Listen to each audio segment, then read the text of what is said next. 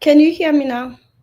Yes, yes, we can hear you now. Thank you so much. Hi, Rudolph. So, Thanks for having hi. me. Yeah, it's nice to see you. Happy New I Year to you. was Happy New Year. This is the first time I'm seeing your face. You still look good. I Okay, was I see. about to thank you for no introduction, and then you started playing that video. Like, why are What you video? There playing was no. this? It wasn't a video. It's a new thing that I did. It's not a video, really. It's just your picture. Oh, Rudolph. Yeah. No, I didn't play the intro. Yeah, no, I didn't. Oh So no, so welcome. much. Thank you so much for. Is that Victor that we are going to see? Thank you so much for making our Thank time. you. I know you are busy, and we are really happy to have you. Um, Busy, K. I'm never busy for you, Rudolph. It's just that now I have new bosses. I have two toddlers that I believe they own me and my time. What can I say? of course, that's what you did to your parents. So they are doing the same thing to you. So what else? Nothing new. So let's start with first of all, I heard that you traveled recently. You went to Kenya for what is it, Bitcoin conference? Why are they meeting? Yes, I Why are they meeting did. in Kenya? Why not Nigeria? We are the capital of Bitcoin I in know. That's exactly what I said. In fact, because I was one of the MCs hosting, it was a 3 day conference. So, um, one of the times that I was emceeing, I said jokingly that whatever they do, they should make sure that next year this thing goes to Nigeria. Like, what's that? What kind of disrespect is this? We've done it in Ghana twice. And then from Ghana, we went to Kenya. And I'm like, Nigeria is right there. Where were we supposed to start? And you know, the funny thing, they all started laughing. And I'm talking about even the organizers, including the Nigerians amongst them. And I'm like, if you, the Nigerians, are laughing, and they were like, mm-mm, mm-mm. The Nigerians among them. And I'm like, this ain't right. Let's go do this thing in Nigeria. And they were like, first of all, nobody has time to be dealing with buying fuel or looking for a generator for the 3 day event. so I'm so it's like, Nigeria. it's that's hard it's a hard clap back. It's hard to clap back at that because I was ready to fight, and then they started with the electricity thing, and then I I didn't know where to go after that.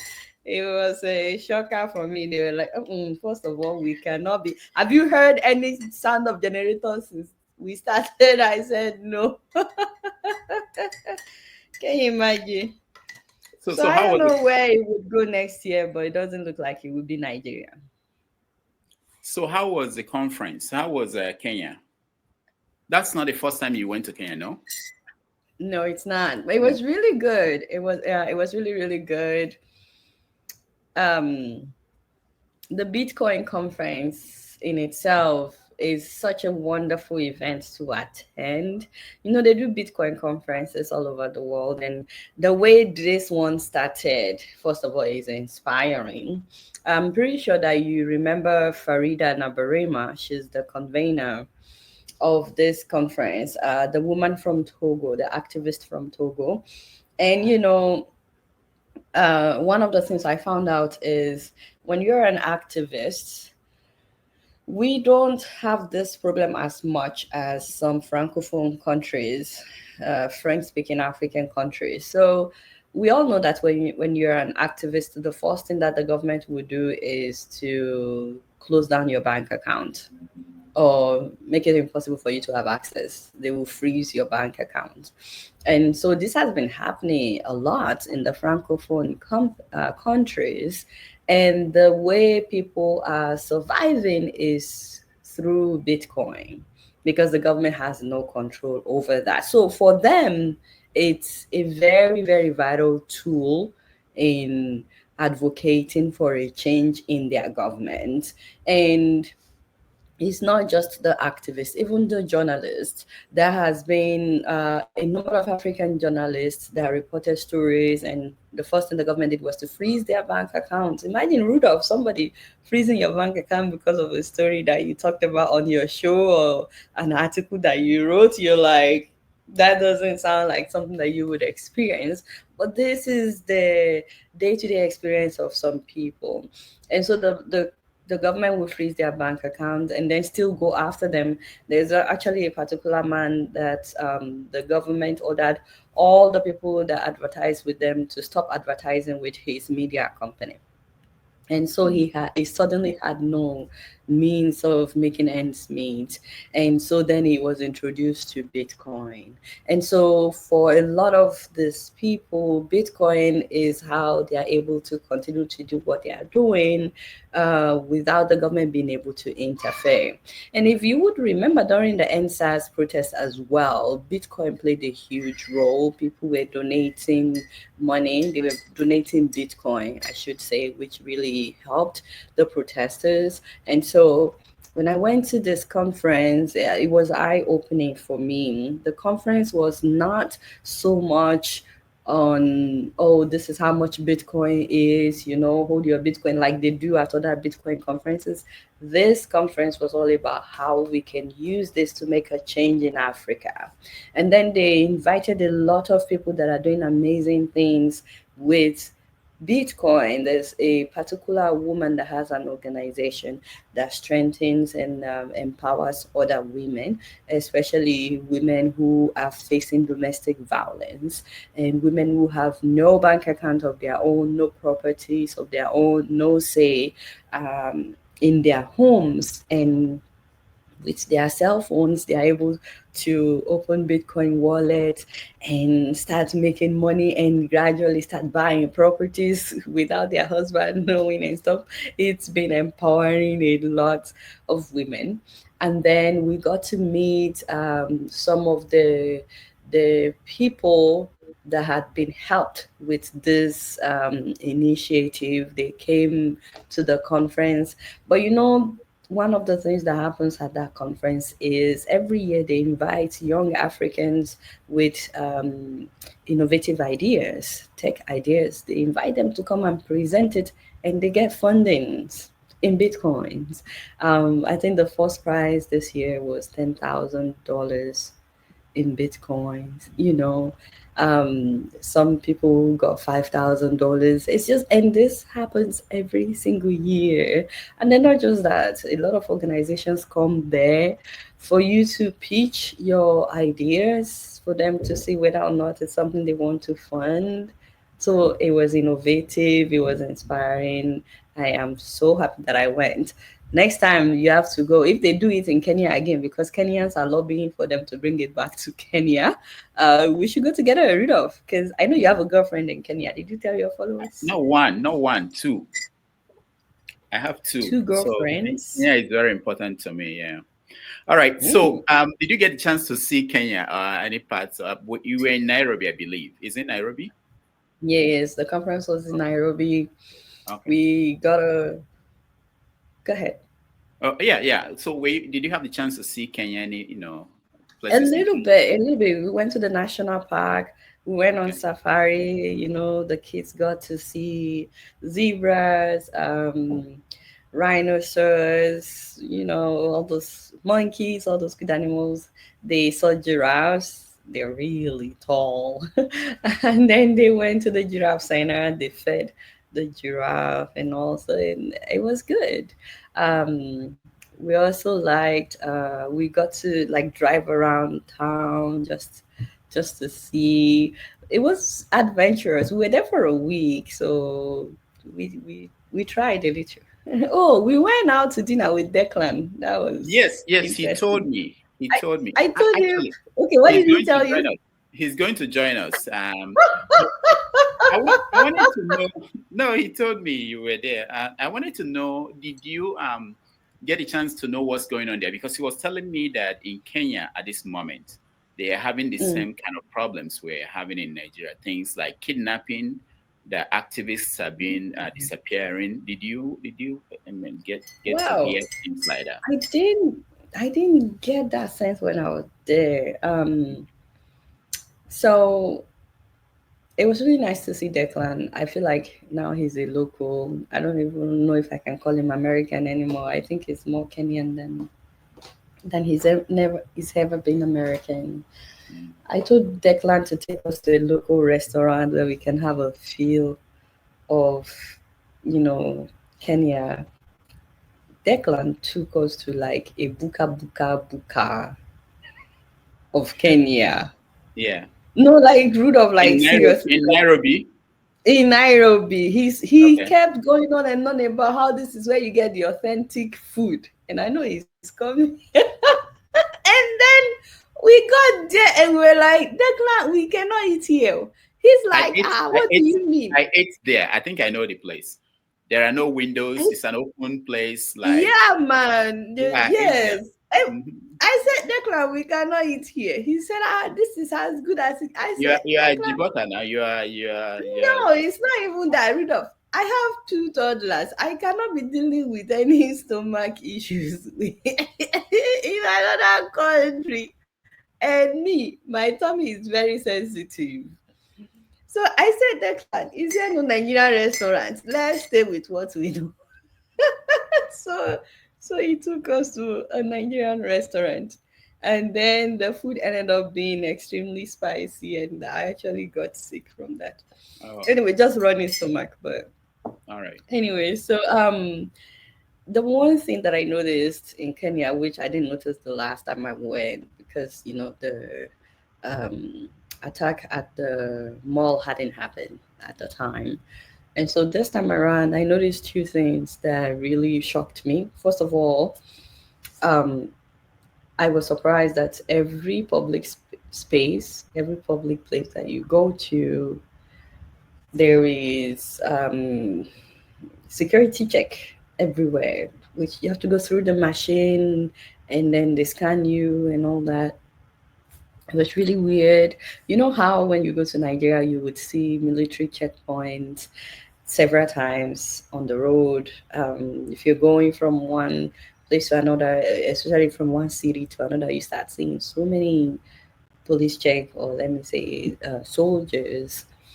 It's it's something that is always it stands out to us because we've not lived in Nigeria in a long time, and so every time we go home and we see that, we're like, oh Lord. So that was the way I felt with this. The hotel we stayed, the same thing. The all the malls, the same thing. Every hotel you go to, the same thing. Every public place, it was quite alarming because you're like, what's happening here? And then you remember the terrorist attack at the mall. But Declan pointed out one thing that was very interesting. He said, well, the funny thing is, none of them have guns or even radio to call for help in case there's someone that is trying to attack. So, what's the point of this whole checkpoint thing? Anyways, the second thing that really shocked me, which I'm still going to talk about, is that on our way back to the airport, after you go through the welcome to the airport sign and stuff, where you would normally stop to pay toll gates, if they built something that looks like a toll gate, but it's actually a security checkpoint. We were driving, full speed, looking at the airport, and then we got there, and suddenly the driver stopped, and we were like, "What's happening?" He's like, "Yeah, this is where you get up. You guys are supposed to get down." It What happened. we were like, "What do you mean get down?" He's like, "You get down, you go through security." We were like, "What?" And we looked around, and every vehicle was stopping in the middle of the road. They were all stopping, and people were getting off and walking towards, there's this building where you go through the security machine thing, and we were like, what the heck? And then you you go through that, and your driver goes through He drives through and then waits for you to get back in, and we were like, what? This is weird. I wonder Now, if the president what, goes through that. I don't know, but what is funny is that it was really funny to us because we were shocked. And the driver was like, what's funny? Like, everybody does it. We were like, no, not every. He's like, they do this everywhere. We were like, no, man. Which countries have you been to? He said, I've been to Tanzania, I've been to Somalia. We were like, maybe you need to go to other countries. I don't know whether they do this in Somalia or Tanzania. But then we had to explain to him that we're not saying it's a bad thing, or it's not a bad thing. We're just saying it's shocking to us. Like, we were on our way to the airport. We had no idea we would have to come down at the gate of the airport, so to say, in the middle of the road and walk towards it. We're like, this is it's crazy, it's dangerous. Some drunk driver may be going and not stop on time. They can hit people. People were all, walking by. So it was very strange to us. It was my first time experiencing that. Did you say you've experienced that? Yeah, yeah. When I went in 2017, they had it. So, Oh, well, yeah, the attack had happened by then. mm. It wasn't strange to you? I mean, it was a new country for me. I said, okay, maybe that's what they do. Now let's. How long have you been doing your show? I don't remember, but I know it's been a while. How long? 2011. Okay, so that must be getting to 15 years. Are you? 50. Are you? No, getting to no 15 years. Yeah, it's going to be 15 soon. I know, right? I think it was towards the end of this year. When did you start doing your show? I don't know. 2010, No, 11. It should be 11 too. but earlier in the Yeah, year. yeah. I think mine was like November or so. Okay. So are you getting, are you tired? Are you tired of saying the same thing? Because Bioma was just asked yesterday if he was going to retire his show. He said everything about Trump. Now Trump is coming back. And, what does he have to say again? Do you ever get tired of saying the same thing when you do your show? No, I personally don't believe that I have started. No. I think that all that I've done so far has just been like, warm up and all that. And it's been great because one of the things that came out of us doing our show is now more people do what we do, which is amazing. At the beginning, when we started, there were not that many people doing what we were doing. I personally didn't know of anyone else besides you talking about Nigerian politics and making fun, publicly making fun, not just of politicians, but also of men of God who were out of step. I still remember that video you did of Pastor Oyedepo, right? David Did Oyedepo. you remember the reaction to that? So No. when we started out, people were abusing us a lot. I know they still abuse us definitely, but now more people do what we do. So it's no longer seen as strange to people that some people will talk back, speak publicly, condemn publicly what government officials are doing. So that is something that makes me extremely happy that more and more, like now, everybody is a commentator. People can just get on their Facebook and start talking about current affairs, which makes me extremely happy that it has produced many more people with the confidence to to do what we're doing. Not that people didn't have the confidence, but maybe they were waiting for someone to start and then you started. So it makes me happy. But personally, I've been able to do a lot with limited help, I should say. But as far as I'm concerned, the future is really beautiful. It's gonna be, just imagine what we will be able to do if we're empowered way more than where we are right now. Be able to do so much more. And I don't know how many people are watching, but I just want to throw it out there that if you're watching, please subscribe to you to Rudolph's YouTube channel, to Dr. Damage's channel if you have not subscribed, though, because that's the least you can do. This man is really trying. How many hours do you do on this show? Like really? No, I mean, help me. tell them, Help me subscribe this channel. tell them, please. So why I ask that question is that like you said, there are a lot of people who are doing similar things, and but the abuse, they've not stopped. Have they stopped? People abusing you for No. They have not stopped, but okay. now they know that it's a normal thing to. It's more acceptable now. So you understand, Mm. to publicly condemn what politicians are doing. Mm. No, what I'm And talking about, you criticism, how they criticize you, the people who are watching, the audience, has it reduced or is it still at the same level? well, so that's a good question.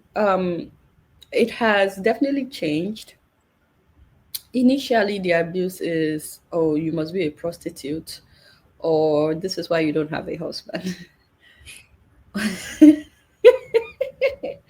Who wants to marry you? You talk too much.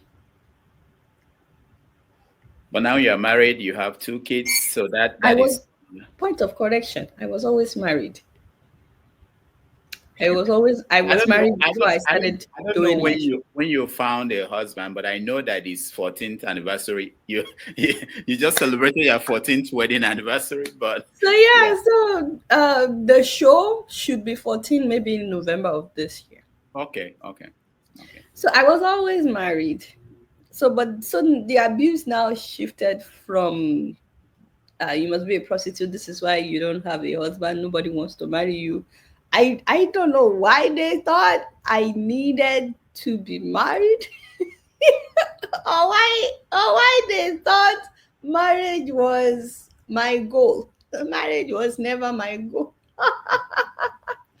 So, but if somebody wants to abuse you, they usually will use the words, the phrases, and the lingo of the environment where they are in, and what they think is important to the people around them. So I guess that's where that was coming from. And also, I remember anytime I talk about a man of God, there's always this "touch not my anointed." When it starts happening to you, you will see, because you have touched anointed this that, and then he never did. So now the abuse has shifted to yeah, it's more tribal now. If I say something, they will say you Yoruba, whatever.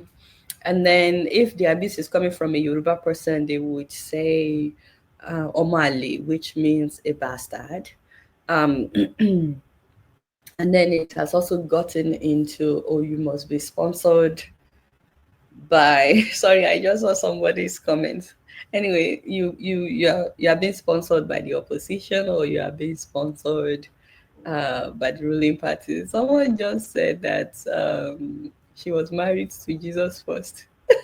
No, I wasn't talking about being married to Jesus. You I know was you are always used. married to Victor before I started doing the show.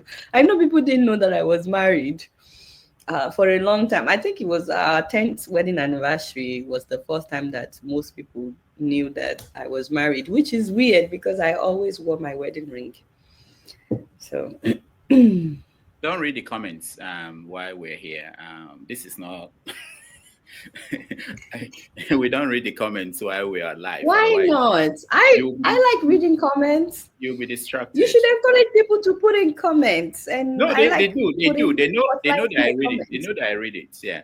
Okay. So let me get back to we'll talk about your family soon, but let me get to Tinubu, who is your uncle, and Yeah, you have a lot of uncles. I wonder, I do. you follow him all the time, and he watches you.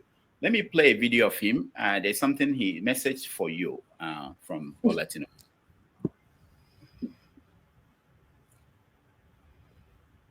Don't condemn it in sermons. Don't abuse the nation. Leadership are meant for changes. Yes, this leader is bad, fine.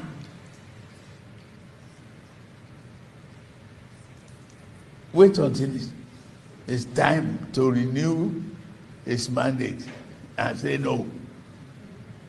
But don't condemn your country. Don't curse Nigeria. It's a beautiful land of prosperity. So, Adeola, why do you condemn Nigeria every week? That our hospitals are not good, that our roads are not. Why? The president was talking to you there. So, first of all, I appreciate everything that Alaji said in that video. He's absolutely right. Nigeria is a land of prosperity. It's a beautiful land. And nobody, I repeat, nobody should curse Nigeria. I personally have never cursed Nigeria, like F you Nigeria or whatever. You would never hear me curse Nigeria. And then the only thing that I may not agree with was where he said that if a leader is not working, you wait until it's time to renew their mandate and say no. I don't think people should wait until it's time to renew their mandate before they say no, because if someone is not doing you well, I don't think you want to wait before saying no to them. So I'm on Alaji's side. I'm with Alaji on this one. I don't think anybody should cuss out Nigeria. You would never hear me cuss out Nigeria. But I also think that if a leader is not doing well, you should talk about it, not just when it's time to renew their mandate. You should let them know that they're not doing well. So do you think he's doing well? Alaji? Alaji is not doing well, but that's not the question. Everybody knows that Alaji is not doing well. But I think Alaji believes that you have to wait for 4 years before you let him know he's not doing well. And the way you let him know is by not voting him in for the second term. I think that is what he believes. And so that is where we clash. I'm so distracted by your comments. That's why I said you shouldn't look at them. If you do that, you'll be distracted. You shouldn't look at them. Adeola, okay, sorry. I just did. Were you married when you interviewed Zimbabwe's shameless president? Yes, I was. I was married. Again, I got married in 2011. My husband was the one that picked me up at the airport when I got back to the US after interviewing Mugabe. And then this person said, Adeola, I think it was when you got pregnant that fans stopped abusing you, which is very funny. So does that mean they were waiting for me to be pregnant? And you know the funny thing, when I was pregnant, there were so many comments about, thank God, finally she will shut up now that she's pregnant. And I put out more videos when I was pregnant then. Especially when I was pregnant with Zion. I put out more videos than I did when I was not pregnant. And then less than a month after, I went back to work. Anyways, it's good to see your people and seeing all their comments. So I don't think Alaji is doing well. I think Alaji knows. I think, just on a side note though, it's easier to criticize. It's easier to point out where people are not doing well if you're on the other side. I think some people may have the right intention to do well, but then when they get there, I'm not saying that Alaji has the right intention, God knows. But some people, when they get there, I'm talking about Nigerian politics, they realize it's way more than what they thought. Nigerian politics is so complicated. And I've even heard about instances of people who ran away because they were going to kill them if they did not join them. I think it takes guts. It takes clear determination that you would have made known upfront, not when you get there, that you are not going to join them and that you will not be corrupt and that you will do the right thing. And then even after you make it known. It takes strong mind to actually do what you promise that you will do, to follow through. And even when you're doing what you said you will do, the people around you won't necessarily celebrate you. I talked about Nigerian lawmakers every now and then. Do you remember the lawmaker that bought rice the previous year, December, when Tinubu said they should give out rice? And this man posted it online. This is the rice they bought with the money that the president gave them. The president gave all of us. The man went, oh, yeah, boy. The man went and said the president gave all of them money, and that so this is what he has bought for his own constituency. Doing the right thing, right? You will think the other lawmakers would celebrate him. Do you know that they threatened this man? The other lawmakers, they said he exposed them because majority of them did not buy the rice for their people. And so instead of celebrating him, these are his colleagues.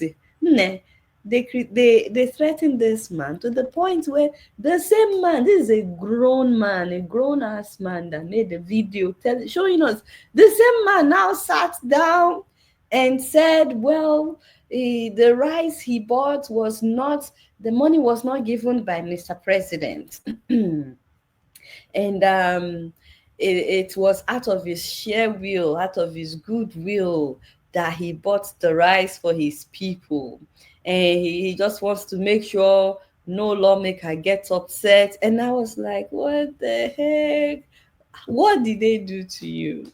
And then you get to find out that they always threaten them with suspension.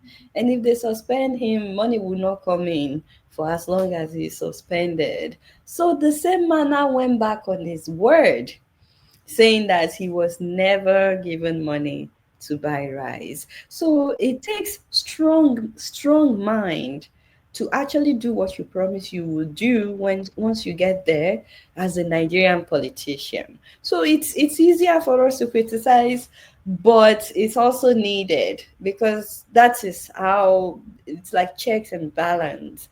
So they really need us, to keep them on track. But at the same time, we're also aware of the reality of what some of them are facing in doing what they promised that they would do. You recently met with one of the Minister for Health in New York City. My father. So when you meet people like that, how do they relate to you? First of all, me and Alaji Pate, we go way back. So I think I should throw that out there. It wasn't the first time I was meeting him. I've known Dr. Pate before he became the health minister this time around. He's done it before. But I've known him before then. And we met under normal circumstances. And he was such a gentleman, such a nice man. Extremely nice, very cultured man. He has lived in America for decades. He went to school here, and he's really good friends with Bill Gates. He went to school with Melinda. Melinda now introduced him to Bill, and he now became, I want to say, best friends with Bill Gates because I don't know Bill like that. I've never met him, but usually every time I see Dr. Pate, I'm talking about international scenes, you will see Bill Gates. So he's a really great man. What was your question again? No, my question is, when you meet someone like that, how do they relate to you? Now, in this case, you knew him before he became minister. Yes, so we already knew each other. Okay. So I wasn't a stranger to Alaji. Dr. Pate is the kind of person that I would see, and the first thing he would ask is, how's the family? How's my husband? How are the kids? He didn't just see me as a journalist. You know what I mean? I'm like a daughter. And then at this event where I interviewed him, I actually met his daughter first. And I was like, shut up, your dad is here.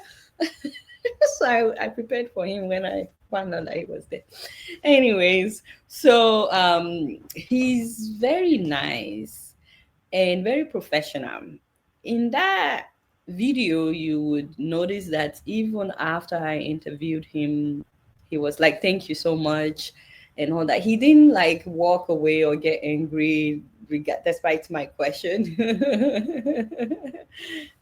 So he's someone that I truly respect. And I actually believe in him, you know. Okay. All right. So, do you buy the argument that the government, people in the government, they're making that we have to go through this difficult time so that tomorrow will be better for everybody? No, I don't, because it's one-sided. If they are also making sacrifice, then maybe it would be a legit argument, but they are not. They are not making sacrifice. What do you mean by that? No, it's what sacrifices have they made? They announced that they were reducing the number of people traveling with him. They said they've reduced the number of people traveling with the ministers. You hear them say these things, so I want to know what you think. How does that affect their bottom line? How does that affect their pots, their cooking pots? How does that affect their bank account? Let's start from there. Everybody else is sacrificing with their bank accounts, with their cooking pots, the kind of food that they are eating, the plate in front of them. If their own sacrifice has not gotten to what they are eating, or how many times they are eating, or the amount of money in their bank accounts, then they have not sacrificed anything. Have you met Tinubu before, the president? I have actually. Okay. Surprisingly, right? You didn't know? I'm surprised. I I didn't know. interviewed him before. Where? When? It was a long time ago. This was in Chicago. Okay, okay. I think I remember now. Okay. Do you have the video of that interview? 2013 or 14. Gosh, I don't remember now. Okay. It was a long time ago. Do you hear from his people? Do they reach out to you? I don't know his people. At that time, he was no longer governor of Lagos.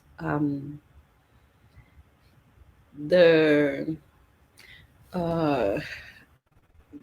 There was one time that we had a commissioner of sports, or let me say minister.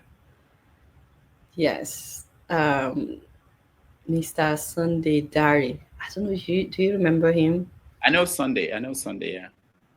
He's a big man now. Yes, he was the Me, minister of years. At that time, he was, hey, Declan. At Declan, he was, no, stop, Declan. I was about to say he was no longer, but at that time, he was no longer. How do you know? How are you sure? Right? It just so happened that we met in Chicago. Anyways, Mr. Sunday Dari was he cleaning up some things in Chicago when you met? Okay, go ahead. I'm going out of character. Mr. Sunday Dari was my contact at the time that got me to Allergy, and he actually took me to his hotel room where I interviewed him. So it was just me and him and Mr. Sunday Dari. And he was gracious. He answered all my questions. But I was doing the story for the Nation newspaper. I don't think that I filmed the interview. I think I just recorded audio so that I could transcribe and send them the story, which I did. Because he wasn't even dressed for an interview. It was in the evening. He was done at the event that he attended, so he was just wearing shorts and a shirt. So it wasn't like a video interview. So, but yes, that was the first time that I met Alaji. Okay. I know that you have a lot of love for the pastors in Nigeria, and I do. you do, I you do, I did you not you know. you love them so much, and there are so many issues that we see almost every week. One pastor will come out with something new, and for most people who may not know, you came from a church family, so where are you with the church in Nigeria and the I was action? never anywhere with. All right. Hold on now. Hold on. Okay. All right. What Hold is on. this question? Where are you with the church? Like I have a goal to do something with the church. There's no goal. It's just that we don't leave any stone unturned. Hold on. Adeola, hold on.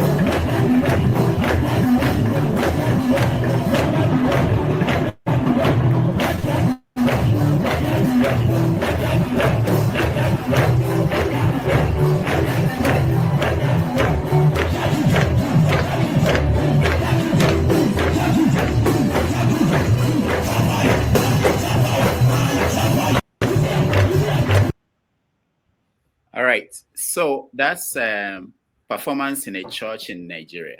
But It's not besides the performance. They oh, are what are they doing? grinding and stamping on their enemies. What do you mean On the performance? devil, the devil. The devil and all their enemies. Yes, yes. So besides this dramatic, theatrical, and all these performances, there are also other issues like when we see Pastor Enoch Adeboye saying things like drinking tea with Jesus. I don't know if you saw that Do video. you not want him to drink tea with? Do you want him to No, drink tea with no, the devil? no. I want to know, as someone who came from a family, yeah, your dad My was. dad was a reverend. That's what you were trying to Yeah. say. That's what I'm Okay. trying to get. I don't know if you have told them, but so how do you see Okay. these things when they do these things and say these things? My dad was a believer. He was not into religion. Does that make sense? So I think nowadays people are more into religion than actually the relationship with God, and it's like two different things. But if you're not careful, they try to package it as the same thing. They make it look like it is by their own power or strength, and the Bible says it's not by power or might, but by the Spirit of God. Anyway, so there were things that uh, if that I would see, and I know this is not in the Bible. This was not preached. Now, it's funny that you mentioned Pastor Deboye because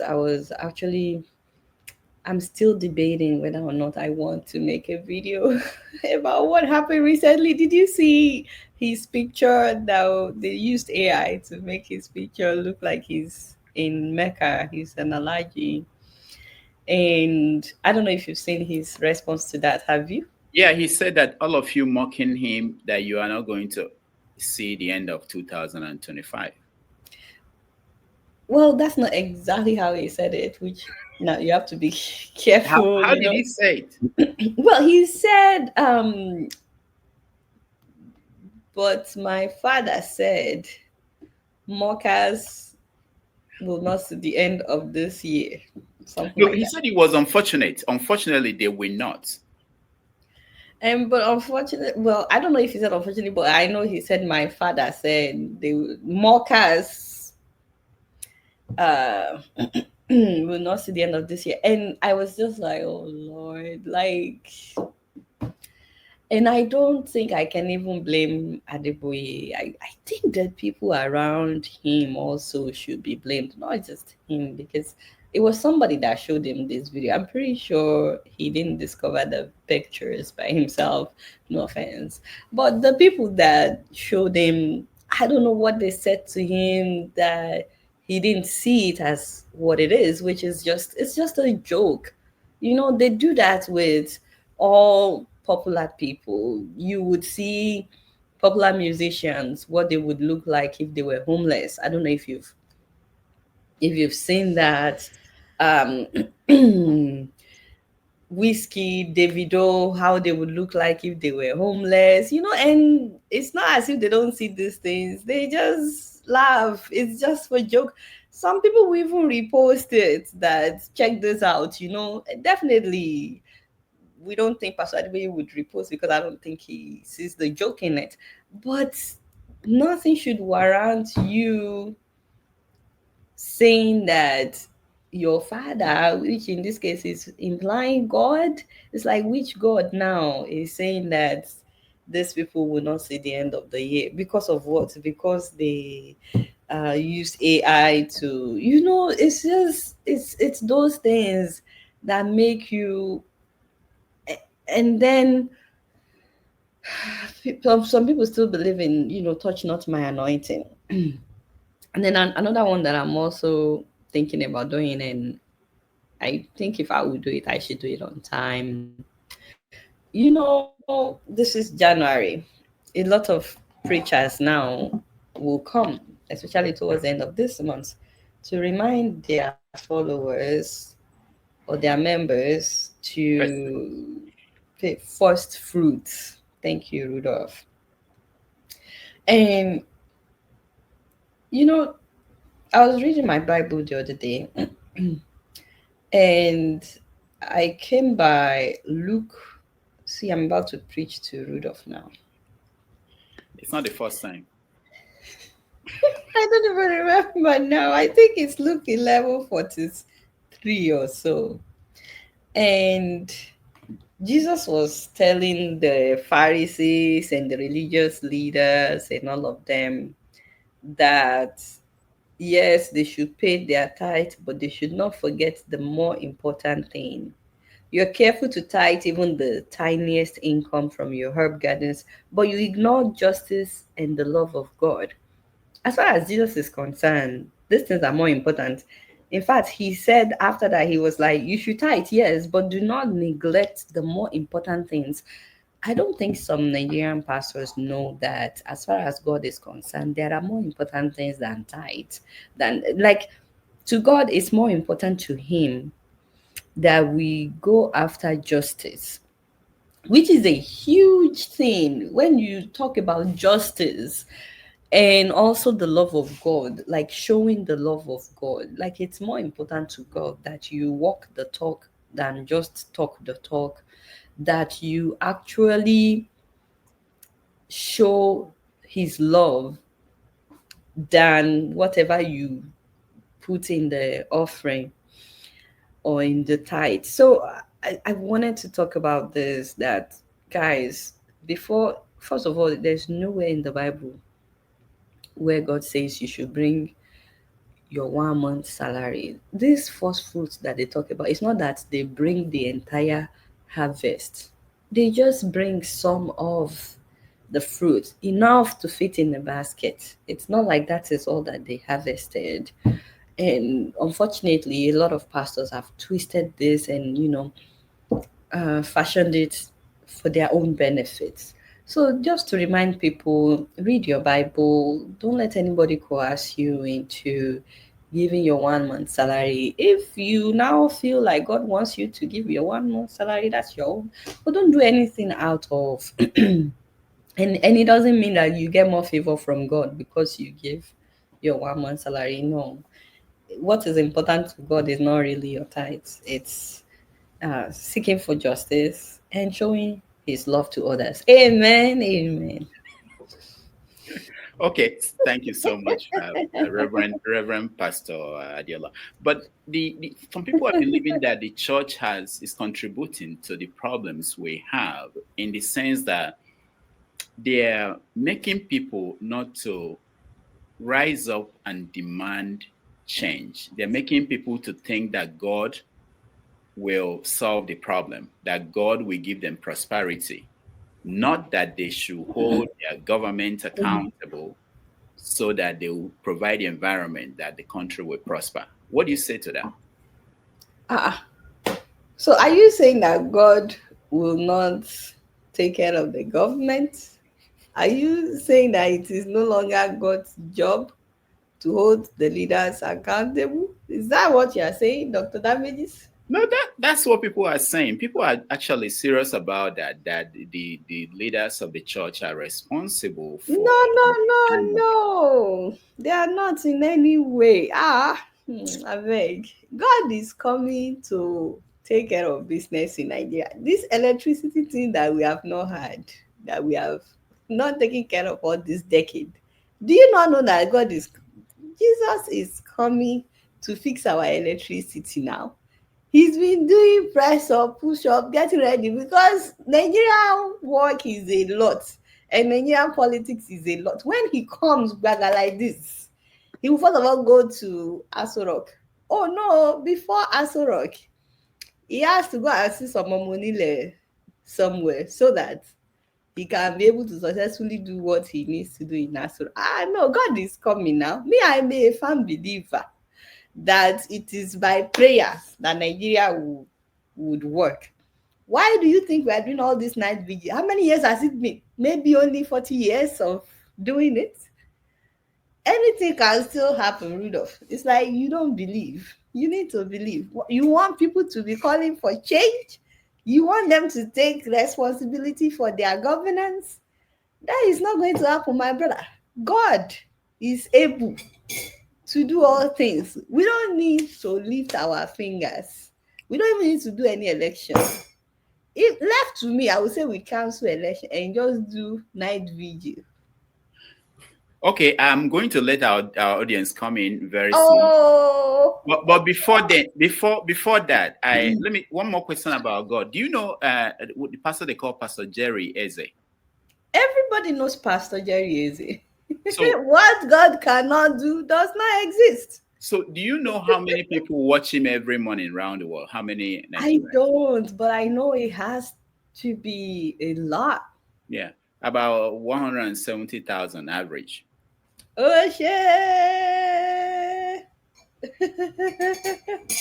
All right.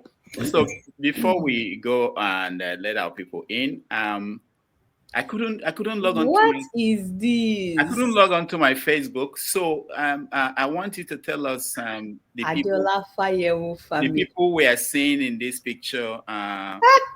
Rudolph, I couldn't get into my you what. could ask me for pictures. I can send you Yeah, pictures. you You don't see need to go again. on Google. Again, it won't let me go in. Oh yes, okay, we're here.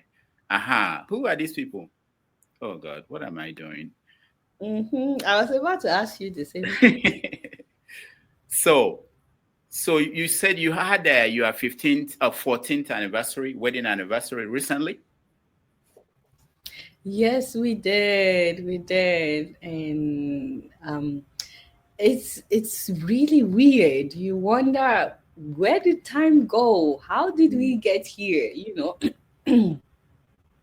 Because it literally still it felt like yesterday when we got married. And I guess that's the saying that when you're with your best friend, time goes by so quickly, you don't even realize that time is going by. So I'm so sorry. So yeah, it's been 14 years. I wrote on Instagram. I said it's been 14 years of doing kiss kiss, so Egbolon to me.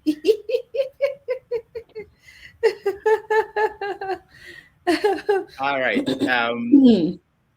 So now looking at the landscape of Nigeria, Nigeria is facing a lot of challenges. There are people who actually believe that it's time to break up the country, that is not going to work.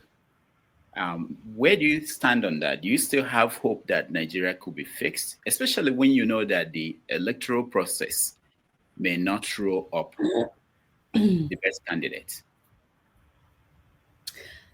I can see why some people may think so, but at the same time, if we would be practical, we know that they are just hoping, because I guess some people may feel like that, thinking that um there's my man, my beautiful I'm Victor. getting a feed from somewhere. I don't know who is feeding me the pictures, but finally, I'm getting the feed. I've been struggling with this. I thought I was connected to your Facebook, but I wasn't. Anyway, um and then when you look at the people that people are hoping will bring the change, you look at what they are doing now. Ooh, that's the crew. I think Bobo's smile wins the award in this picture. I think he gets the prize. Look at his smile with his packing, or how do you say it? Oh. all right. So go ahead. Anyways, Why so why are people feeling that way? so yeah, I think that's you can take up the picture. So I think, let me speak for those who want Yoruba nation. Hmm. Oh, let me not speak for those who want Yoruba No, nation. because I Sunday don't Sunday want. Boho Sunday I, Boho is actually this week or last week he pushed for the breakup of Nigeria so that people can be free to pursue their own destiny. Um, okay, so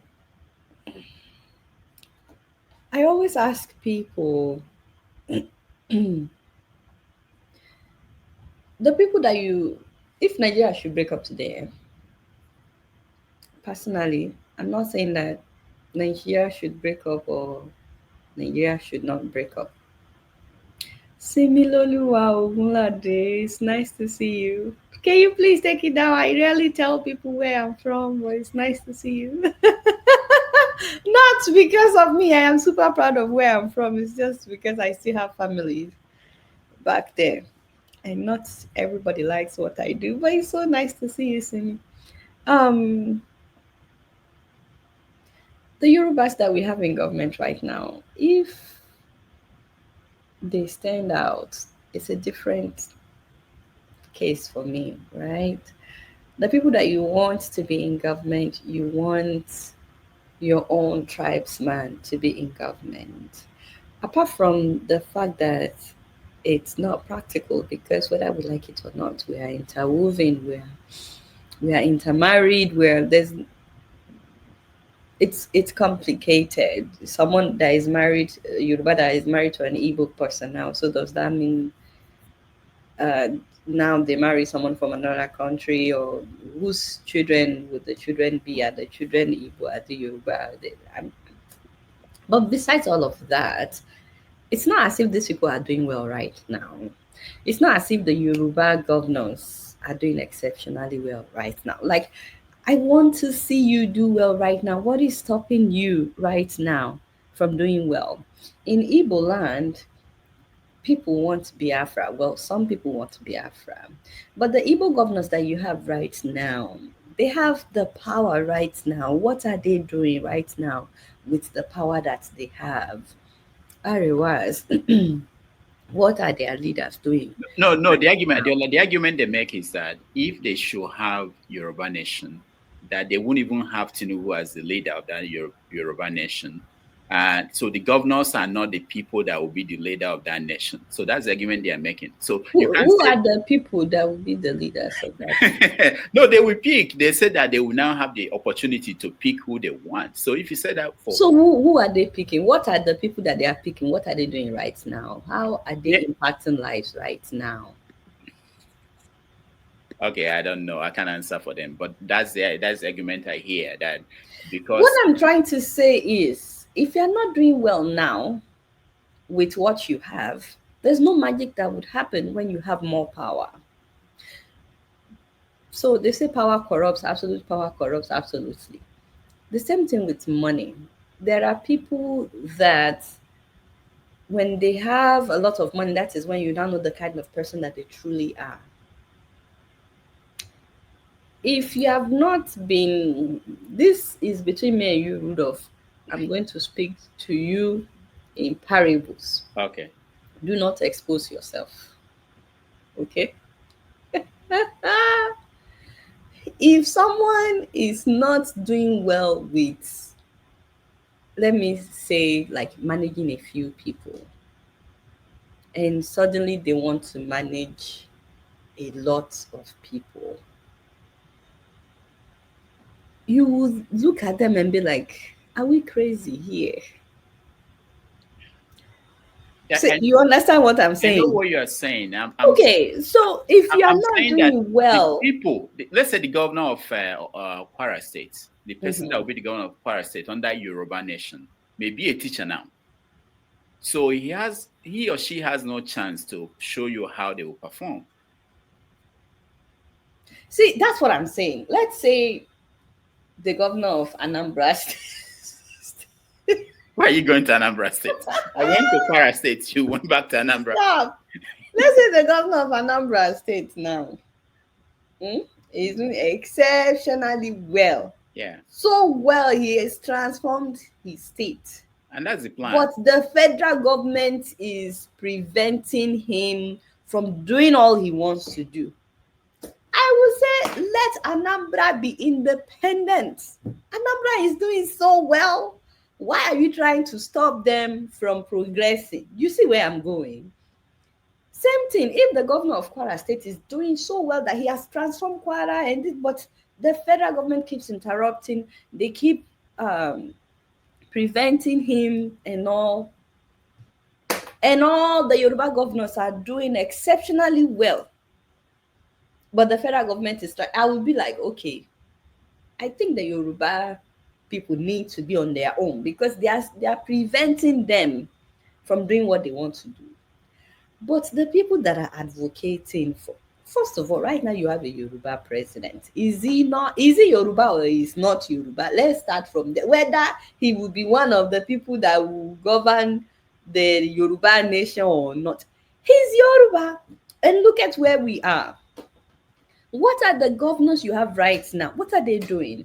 The lawmakers you have right now. You see, they all gathered there in Abuja at the National Assembly. There is no ethnicity as far as they are concerned at the National Assembly. They are all lawmakers. They are all getting paid similar amounts. I know they have senior lawmakers, whatever.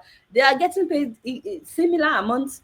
Do you not see what they are all doing with their constituencies? Why is it that some lawmakers are able to do wonders with the same amount, and then some are showing us bags of rice, coming back to say they did not buy any bag of rice, and then some kukuma sit on our bags of rice? They are not even giving us the bag of rice at all. Some are not doing anything. What happened to them? Is it that they are no longer part of their ethnic group? Or it is only when there is a Yoruba nation that they will suddenly start doing well? That I don't get it. I don't understand that rationale. If you are not doing well right now, but you are calling for, I don't know why you believe that it is when everybody is your own ethnic group, it is when everybody speaks your language that you will suddenly start doing well, or that there will suddenly be a change.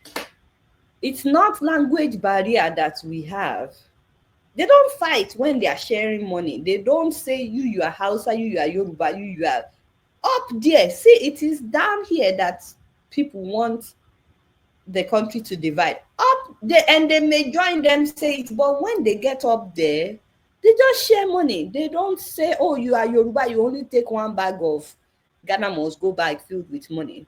Because you are Hausa, you only get two bags. They unite in trying to destroy this nation.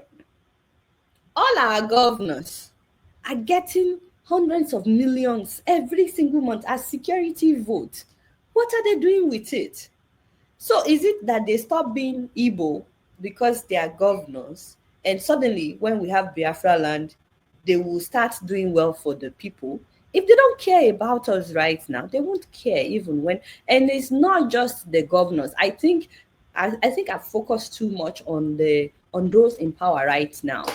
The people gangan that are advocating for Yoruba nation, the people that are advocating for Biafra land, I'm not fighting with anybody. But the people that are advocating for secession, what are they doing? What have they tried to do for their people? How have they been prevented?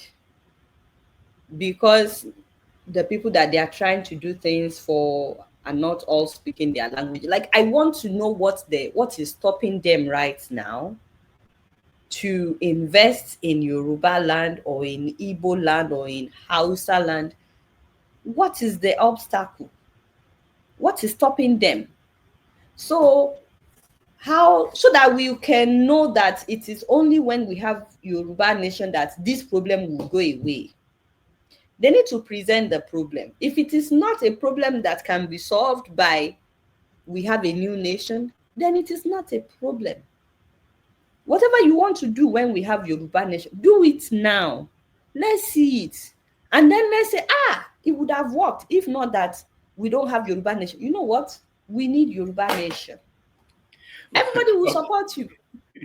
Okay, this is a long argument because they will say that they don't have the power, they don't have the position to do it. If like so they want power. Is this about that they want power, or they actually want to make a change? It's two different things. They need power to be able to make a change. Let me give an example. Someone told me today that the reason why you have two Alafin of Oyo today, the governor approved one, and there is one that the kingmakers approved, is that the federal government gave power to somebody who is now the governor of Oyo State to determine, to override whatever the kingmakers in Oyo decided. So that's why you have that crisis. But if there's no federal government that will give power to a governor, then the local people, in this case, it will be the Yoruba nation, will be able to decide and say, this is the person we want. Okay, so then imagine that Oyo has Yoruba nation. Let's assume that we are in a Yoruba nation, and then this happened. Some power said, why can't you hold your governor accountable right now as if is he not a Yoruba governor? Why don't you hold him accountable right now as if you are already in a Yoruba nation? Whatever you will do in Yoruba nation, do it now. We are not okay. Forget about governor. How many lawmakers are the people holding? How many local government chairmen are we holding accountable right now? At least the local government chairmen, they are not as powerful as the governor. People know their houses, right? Why don't we start by holding our local government chairmen accountable? And then from that, let's hold our lawmakers accountable. They are all Yoruba like we are. And then from there, we can go to the governor and all that. Let's start the Yoruba nation right now before there is a Yoruba nation. Whatever you want to do in the Yoruba nation, do it now. It's not as if having the Yoruba nation will solve your problems overnight. Again, I'm not fighting with anybody, but I have seen countries that are not as big as us, as we are, and they speak the same language, they are the same ethnic group, and they're still not going anywhere. There are some that are doing well, there are some that are not doing well, but at the same time, I've seen countries with diverse ethnic groups that are doing well. So it's not as if it is a formula that only works one way if people speak the same language. No. I don't know. All right. Thank you. Whatever they want to do, they should do it now. Just do it now. What is stopping you? So some people, for example, will say, if I have money, I will feed the poor. I would take care of the less privileged. Well, you can actually do something right now. Why don't you contact the people that you know right now and say, you know what? I want to feed the homeless. I need I'm trying to raise, even if it's 5,000 naira, 15 naira. Can you give me? Raise with what you have right now. And let's see what you do with it. Let people trust you with 50,000 naira first before you start asking for 5 million or 50 million. If you have not been able to manage 100,000, but you want to start managing 100 million, they want power. The power they have right now, even if it is their social media platforms, they are influential. These people are influential, they can use their influence. Whatever you have right now, use it right now. Don't wait until there's Yoruba nation or until there is a Biafra land. So again, I'm not fighting anybody. I'm just saying whatever you want to do, then do it now. Let's see it. Yeah. And then we can all rally around you and be like, this person would do even way better if they have more power. I give them power. Okay, I understand. And one more thing. I want to one of your friends. I want to play a video of one of your friends. You're an advocate for young people getting into politics and being part of that. And we had one in Nigeria, and his story is continuing. I want to get your take on him. Okay, so my studio here has a system that takes.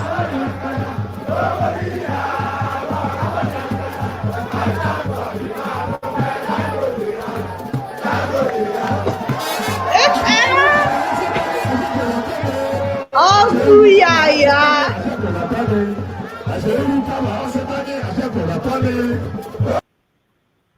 All right. Oh, yeah, Bello. Agbayani. So you have this is he gives you the counter arguments that young people will change the country. How have you been able to navigate his story and still have that confidence that we need young people to get there? So when I come on your show, the one thing I struggle with is the way Rudolph presents his questions sometimes, because he knows the answers to the questions. And I have then no. he's asking you, and you're like, Rudolph, what do you want me to say? Of course, I will always be an advocate for younger people to be in politics. Excuse me.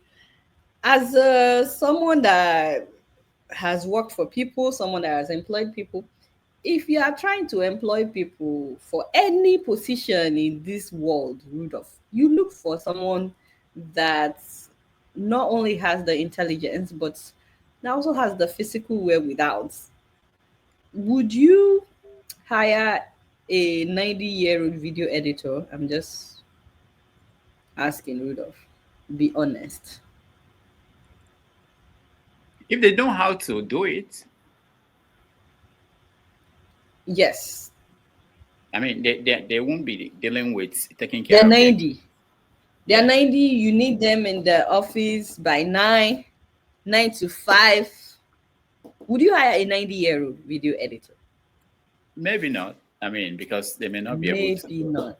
They may not be able to do it, but there may be exceptions. You're a hypocrite, Rudolph.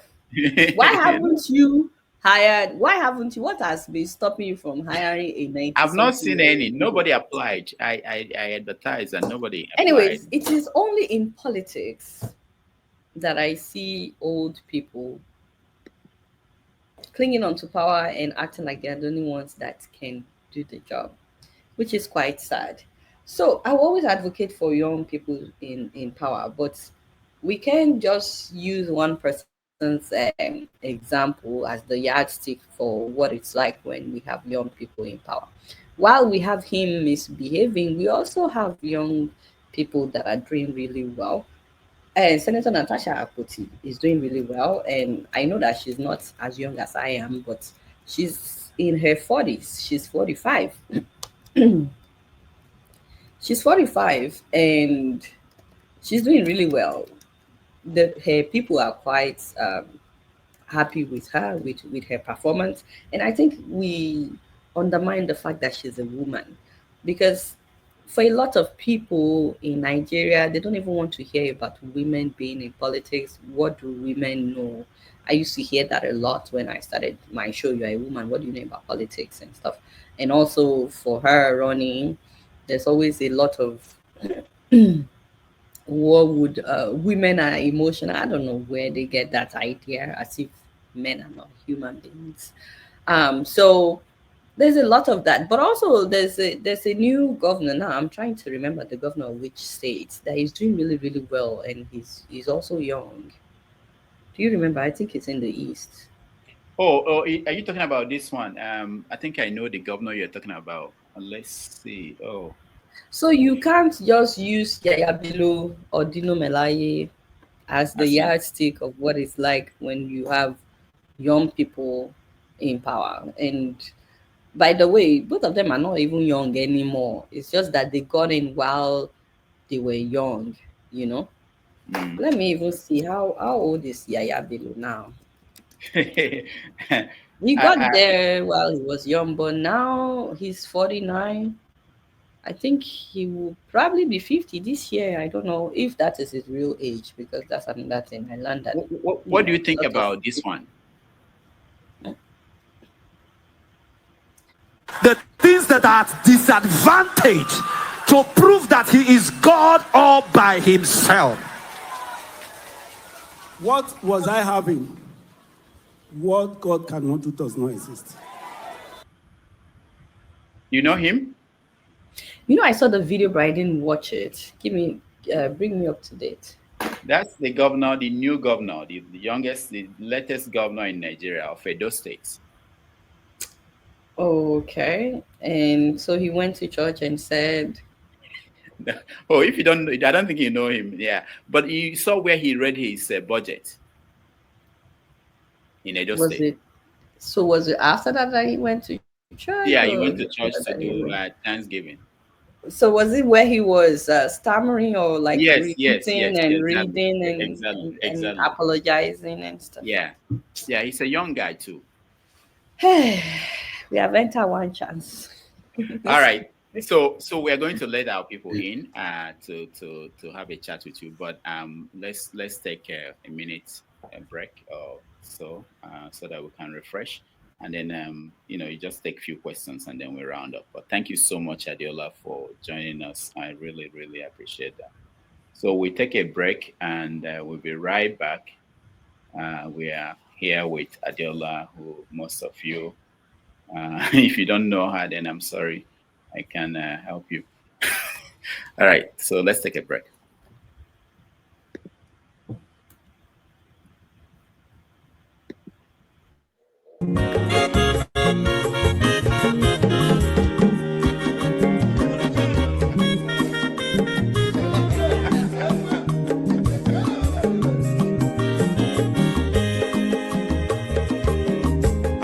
Onye ọma zoro obi o, akwa nwa zoro obi o, Max ịbịa bunye gokwanụ m n'ofu ube n'azụ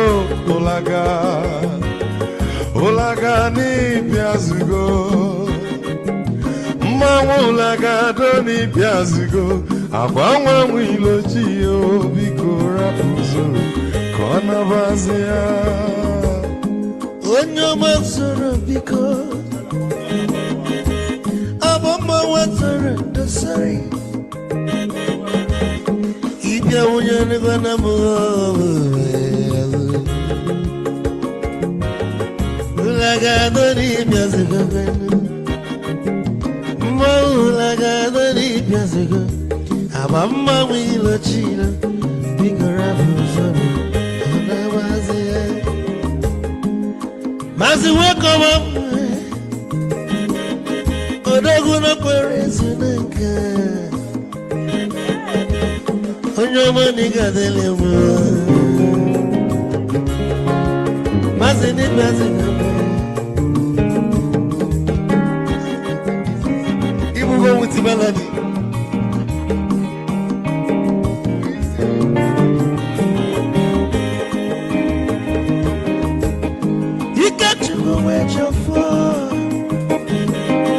Odogu na chala noka, ezi wane mliga delemo,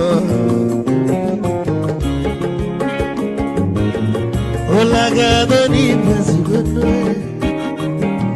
ma olagado ni bezigo, ama Wilo chilo, bigora buzoro, anabazi. Say, onyamazoro de, abamazoro de sari. Ibya muya no kwana mo ofube nare, mulaga, mulaga no ni biasugo, nasaboy. Mulaga no ni biasugo. Mama wilo chilo, bigora buzoro, anabazi. Odogu kanano bikechofo, ama kwa mnika kugogia. Waligwe kwelo mnaku, ikechofo bele bege. Hey, you want?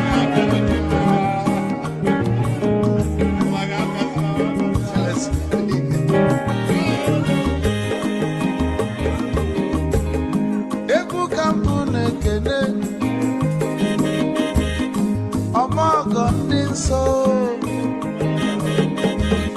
chukwu mekalumo ike chukwu negaji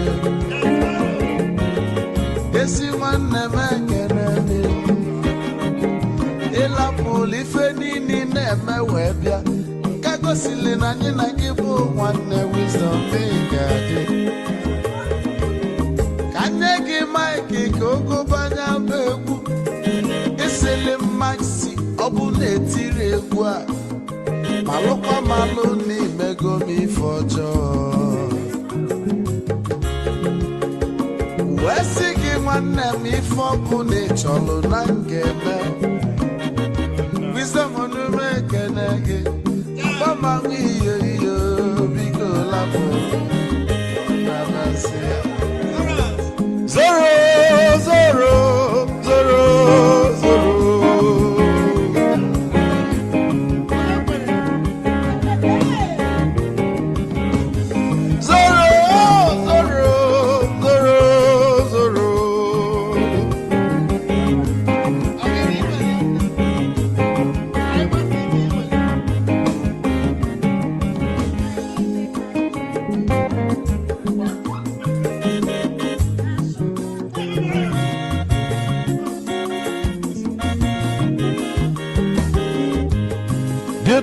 Joy na bugwa osa Sokoto Ujembe mwilo Anu solo mwe manofia nara Onye nwuro zurike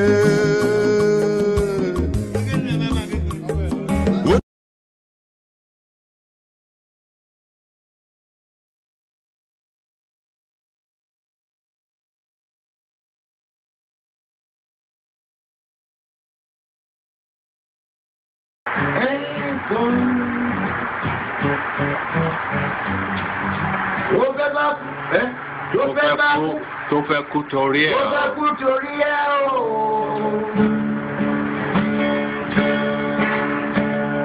Ọwọ́ ẹni ló ti ṣàánú gbọ́.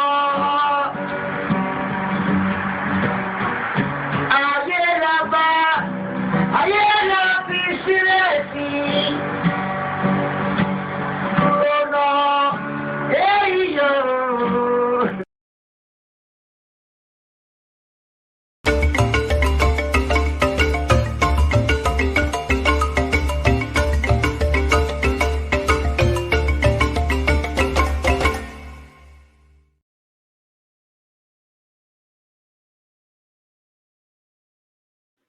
Welcome back, everybody. Thank you for hanging in here and being with us this Sunday afternoon in New York City. We're talking to Adeola Fayehun, who is going to join us again. And we are going to take questions from the audience. So if you're interested in joining us, I think I shared the link. You can click on the link and join us to have an opportunity to ask just a question. She has about 20 more minutes to stay on the program. So anybody who feels you has something to ask her or a comment to make, look at Pansat dressed up. Pansat. I have to come to California, you know, and see people like Pansat. It would be good to hang out with Pansat, you know. People don't know how wonderful that would be. So Adeola will join us in a moment, and for questions, I see people in the comment in the at backstage. Please, if you want to join us, turn on your camera. We can bring you in and have that conversation. So, and while we wait for Adeola, she just let me play a video. Pansat, while we wait for her. It's an Or old. we could have a chat, though, right? Can we have a chat instead? Say it again. Maybe we could have a chat. You don't need a video. Oh, okay, okay, no, okay. I wanted to get your reaction to the video, but anyway, go ahead, go ahead. Okay. I mean, whatever. It's up to you. I didn't know. Yeah, I wanted to. It's an old video, but I just watched it again, and I felt that there are certain things that we hear and see in Nigeria, and we move on, you know, and people don't process it, and we don't have that in mind when we see some of these political actors that we have that are operating in this space. Go ahead. Yeah, I really want to beg your indulgence today, Rudolph. I wanted to ask Madam Adeola a couple of questions that are important to the country. She used to work for Showere. You didn't divulge that because you think both of you are known. You used to work for Showere for a very long time, you know. And when you had Okendibe here, I was able to ask Okendibe point blank, do you think that Showere will make a good president? And he said no.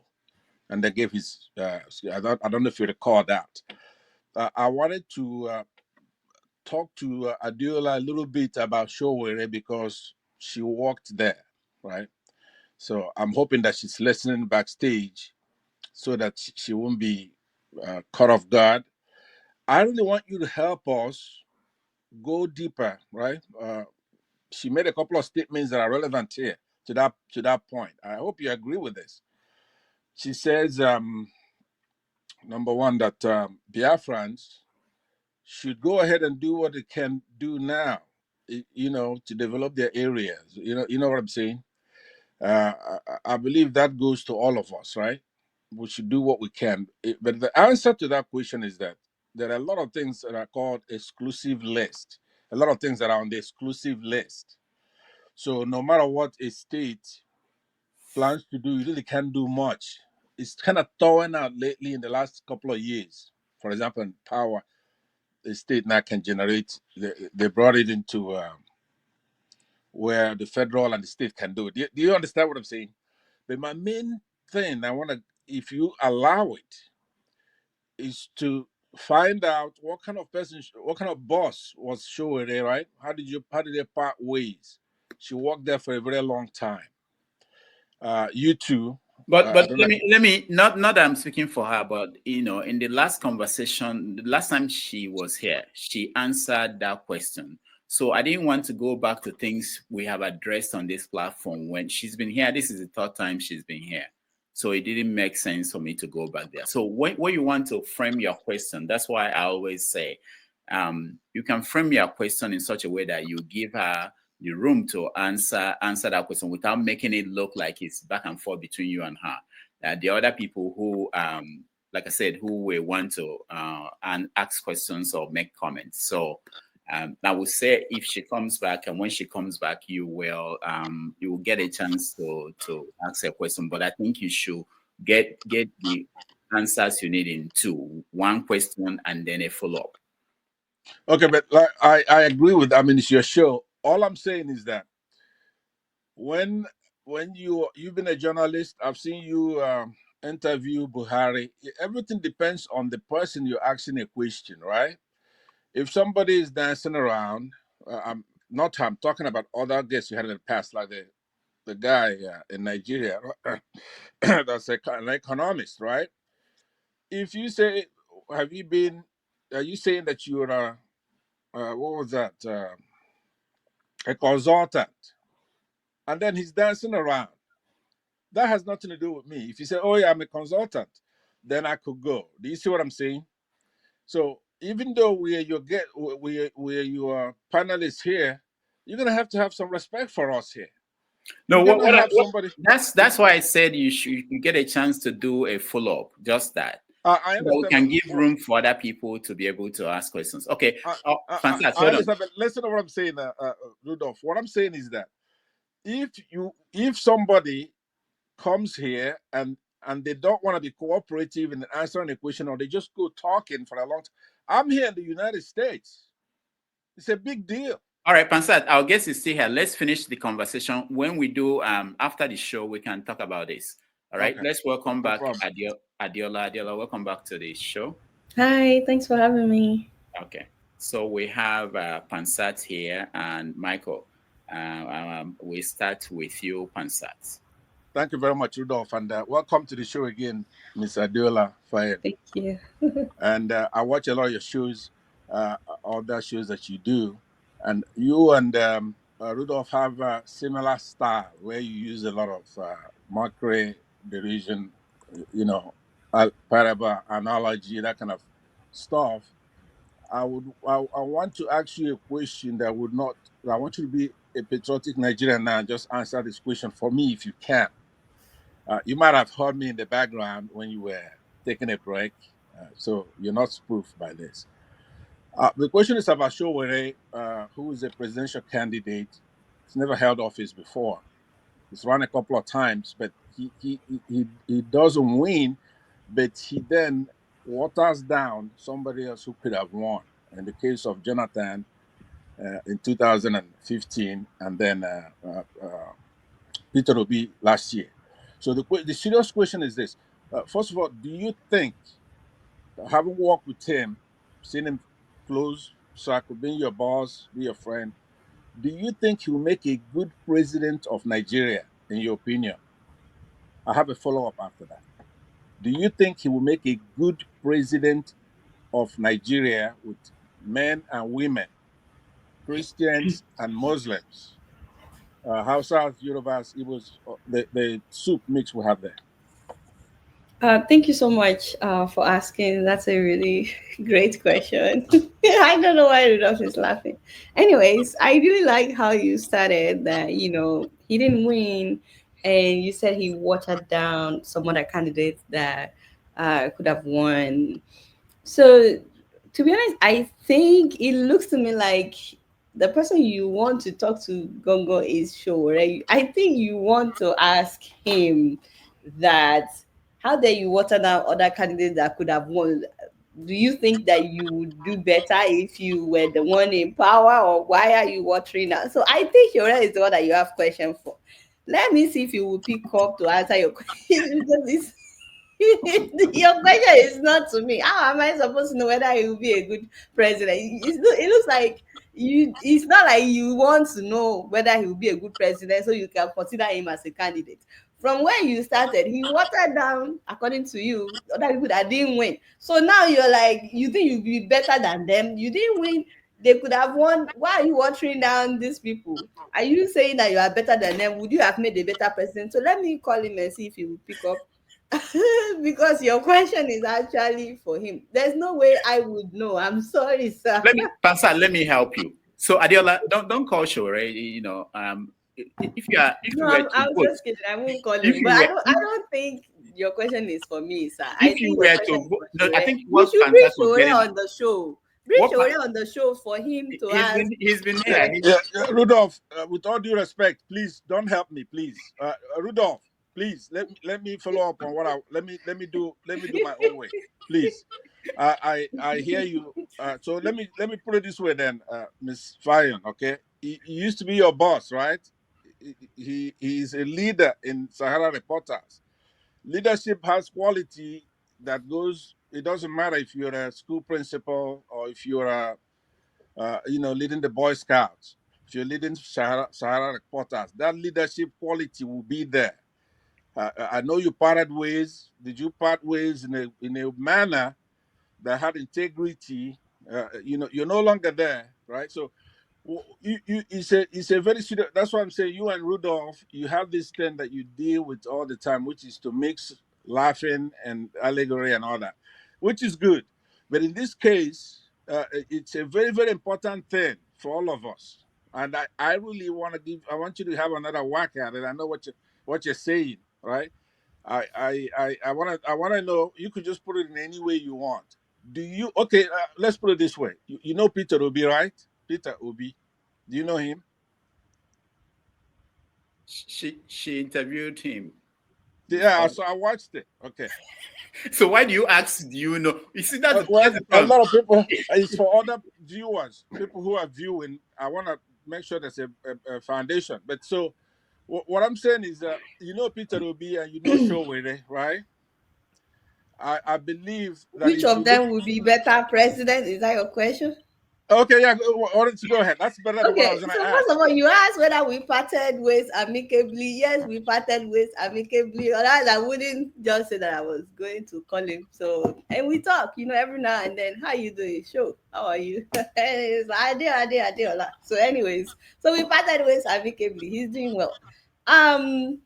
And then you were asking, would he make a good president based on what you know about? See, as much as how long have I known you now, Rudolph? It's been donkey years. If Rudolph tells me now that he wants to go and run for local government chairman in his village, or he wants to run for the governor of Anambra State, how am I supposed to know whether or not Rudolph will do well by the people?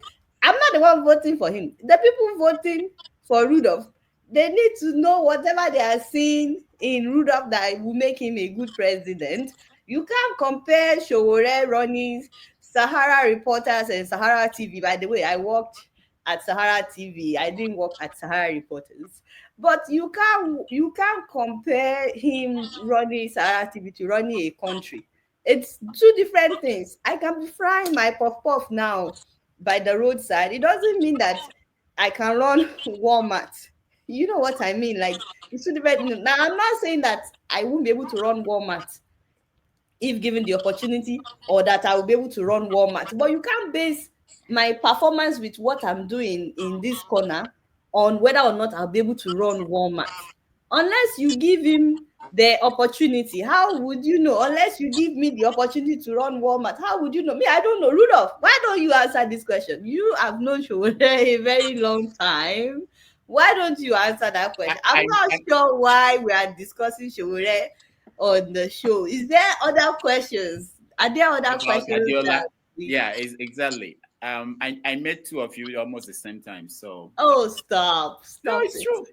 Okay, now. So I knew him before you knew him. Yeah. Is that what you're saying? Okay. Yeah. Okay. Yes, all right.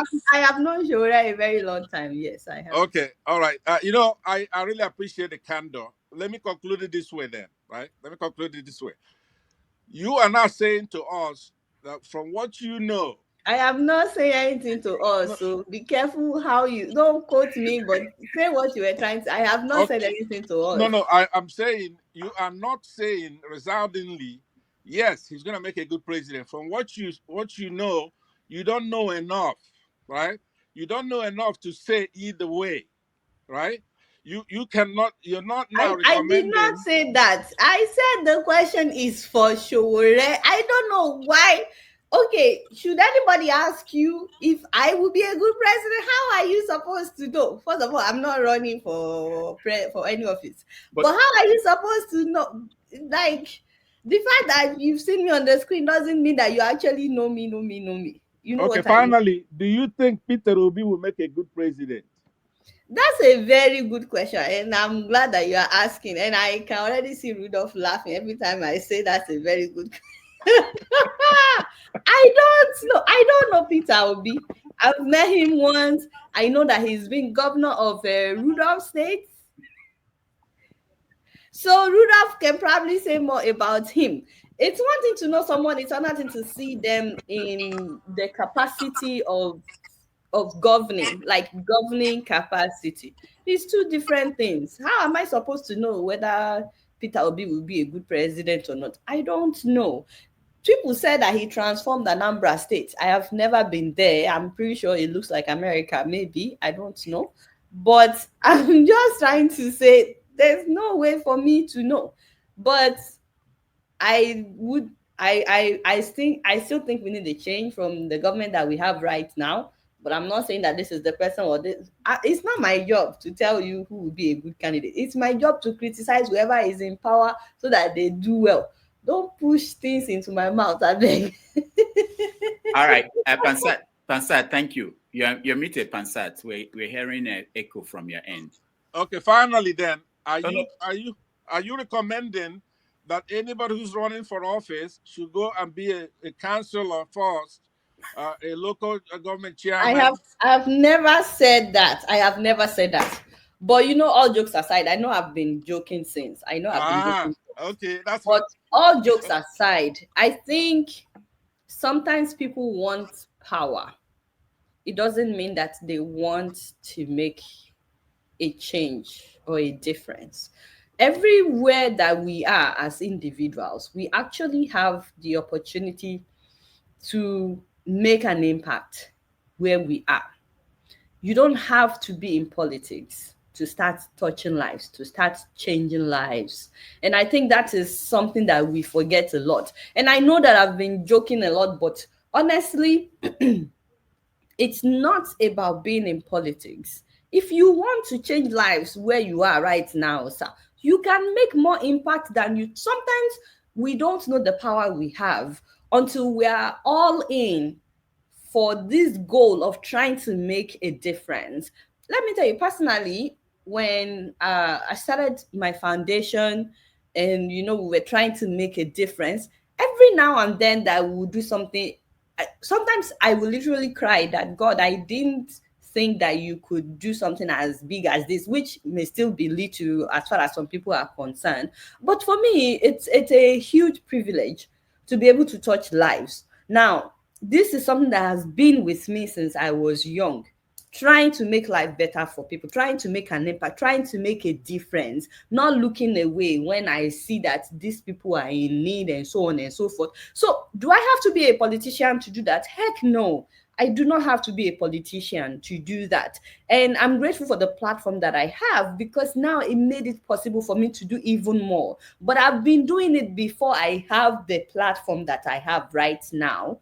If you know how I grew up, my parents are missionaries, and we would literally go into the middle of nowhere, spend the weekend there. You sleep on the mat, we'll provide medication, take clothes to them, take people to hospital. When you grow up with that kind of mindset, you don't wait till you have a big platform. Even when I didn't have anything, when I started doing my show, like I said the last time I came on Rudolph's show, how much was I getting paid? I was barely making ends meet. I was shopping at Goodwill, but I would still raise money to touch lives in Nigeria and give account of every single dime that I collected, people's money, and how it was spent on other people.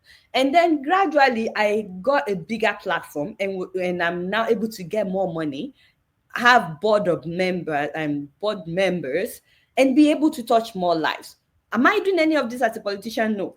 All I'm trying to say is, Yoruba people will say, be Sunday Obatiri at Saturday Latimo. If you want to know how Sunday would look like, look at what Saturday is like. I don't know how to translate that, but I don't think that we need to judge people's character or potential based on when they have political office. You can just look at their record. What have they done where they are?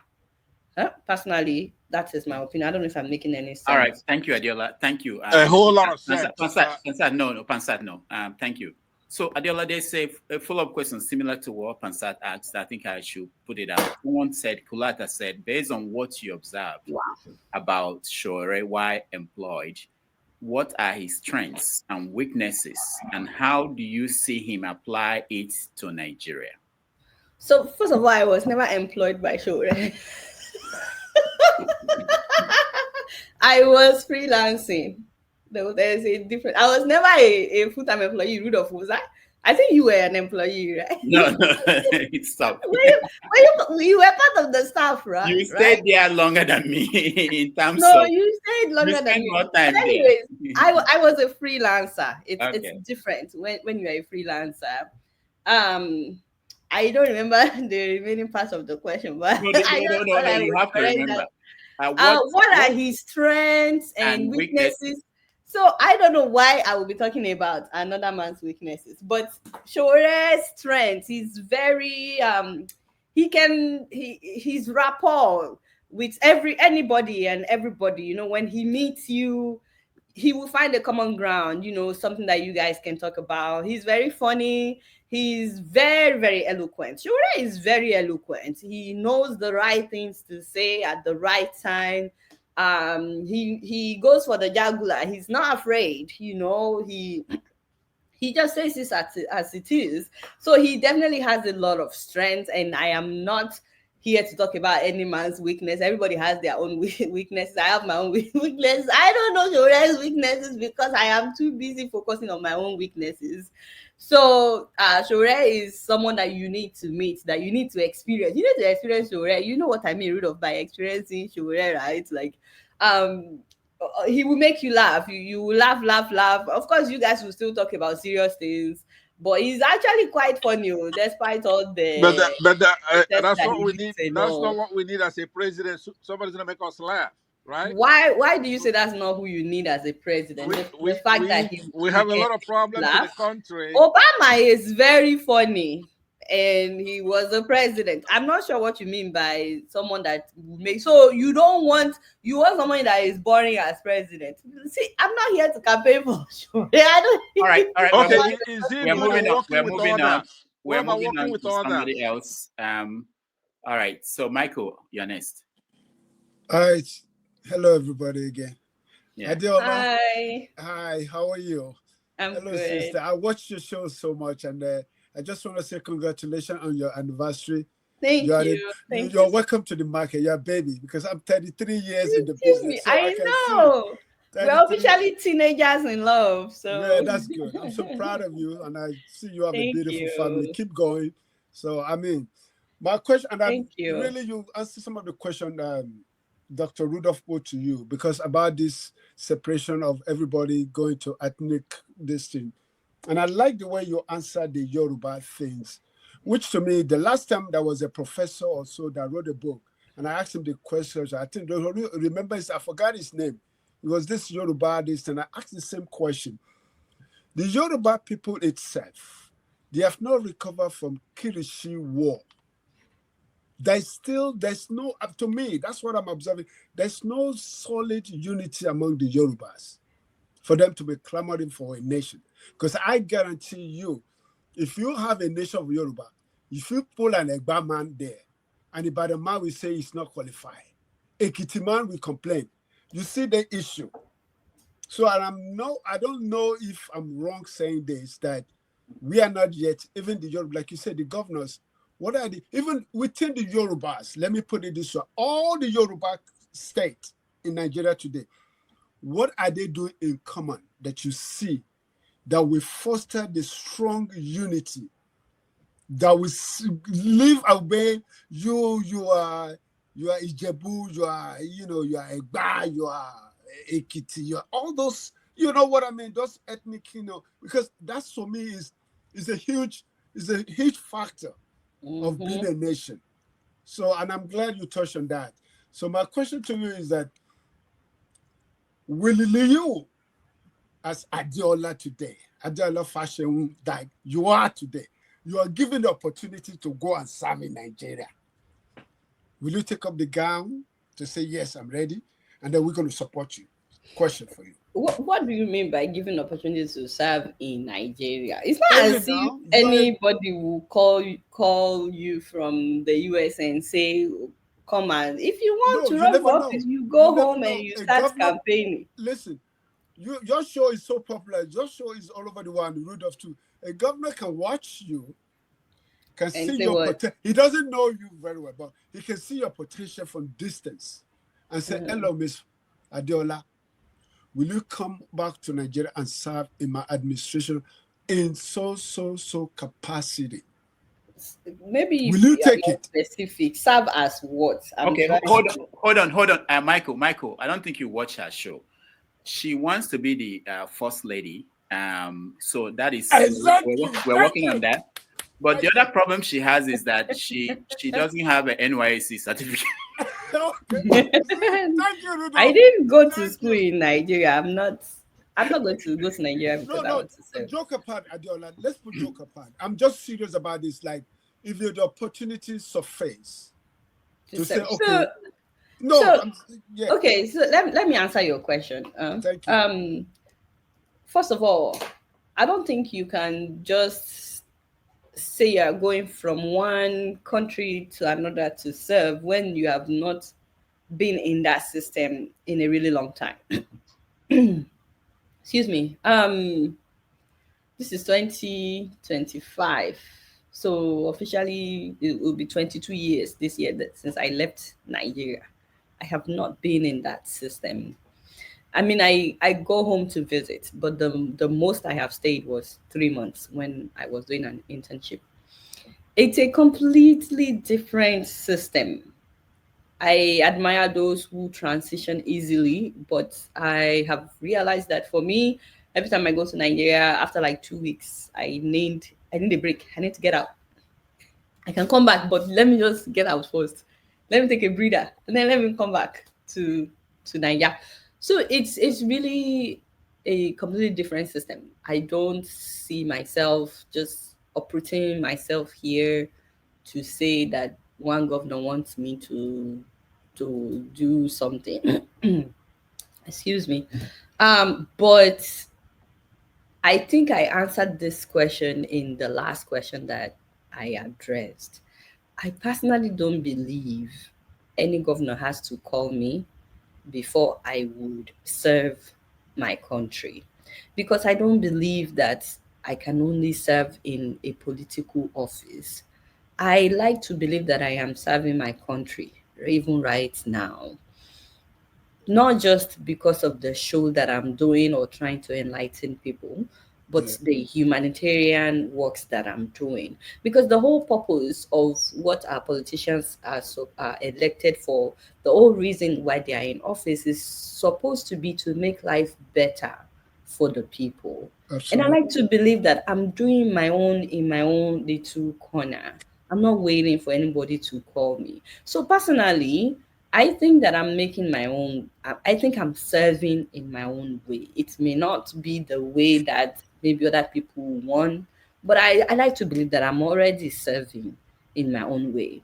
But like to now get up, I don't think you need to get up to go and be in Nigeria before you can serve Nigeria. I'm already serving Nigeria. Yeah, All right. yeah. For a follow up, I understand what you're saying. I'm not meaning that in that way excellent, because like for me, I go to Nigeria as far as I can to do charity, to give back, that kind of sense. If you don't, but what I'm saying is that we are all in diaspora. Some of us may not know that we have some possible changes that we can bring to that country, because we may not be in the forefront of action, but in the back room as advisor. That's what I'm saying, advisor, consultant, and all that. That's what I'm thinking about. Like, we all be here, you'll be here 20 something, I'll be here, almost going to 40 years. That's something that nobody, all of us here, which most of us in diaspora, don't think we have gained some experience, or we have seen some changes that is possible for that country, Nigeria.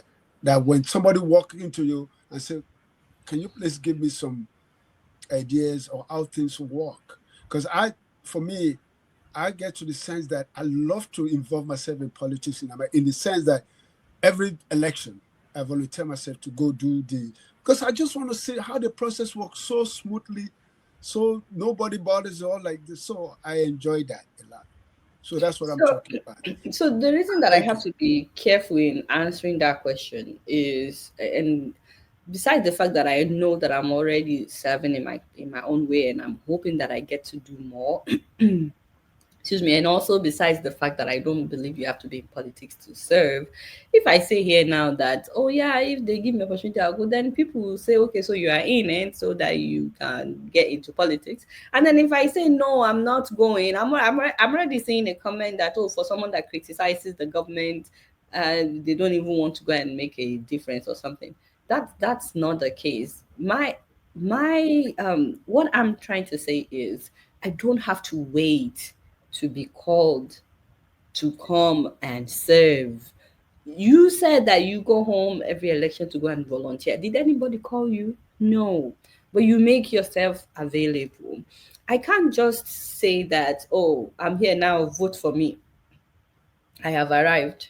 I'm the one you've been waiting for. I'm not the one that nobody is waiting for anybody that lives abroad to come and fix the country. But I can do what I'm doing and hopefully expand the capacity of what I'm doing. Also, not everybody back home wants you to come from America to say you want to come and fix Nigeria. They even tell you to your face that so you think those of us here don't know what we are doing. You think that just because you have lived abroad, you can now come, and they even say it to your face. Rudolph, what are you waiting for? No, When no, are you I wanted to going to correct something. Just you don't have to fear the process of transitioning from here to there. The new Alafin of Oyo, the one appointed, just left Canada. He was in Canada just like you, and he's going to go back home and govern people who are traditionally, you have to. You He's can a do it. You can king. do it. You can do He's it. going back as a king. You are who can do. Why don't you go? I'll follow you. You go, I'll You follow you. can do it, Adeola. You can Anyways, do it. Mr. Michael, hopefully that answers your question. I honestly am grateful for the privilege to serve. First of all, people don't understand that it's a privilege to serve. And I think that is one of the problems that we have with our leaders. They don't understand what it means to serve. They're supposed to be servant leaders, but many of them don't even know them. They've never even heard of that word servant leaders. And unless you're a servant leader, you can't really be selfless in your leadership. It will be about you. It will always be about you. And it shouldn't be about you, it should be about the people. So for me, I'm grateful. I have the privilege to serve in the capacity that I'm serving. If God wants me to serve in a bigger capacity, He will give me that opportunity. And I would like, I can get maybe a bigger grant now to touch more lives, to build roads, to this. And you're already doing what the government is supposed to do, you know? So I don't think you have to be in politics to make All a right. difference. Thank you. Let's go to revolution. Ernest. Yeah, hello and greetings to everybody. And Sister Efon, you go. I'm glad you go, seriously. Sure, thank you so much. I enjoy you, seriously. Thank you. But on a more serious note, I was sleeping when I joined in. And then I joined in when you were talking about the Igbos want to separate, the Yoruba want to separate. That was when I joined. And you were making a very good point that they need, I think when you were saying it, Rudolph was saying they need power, something like that.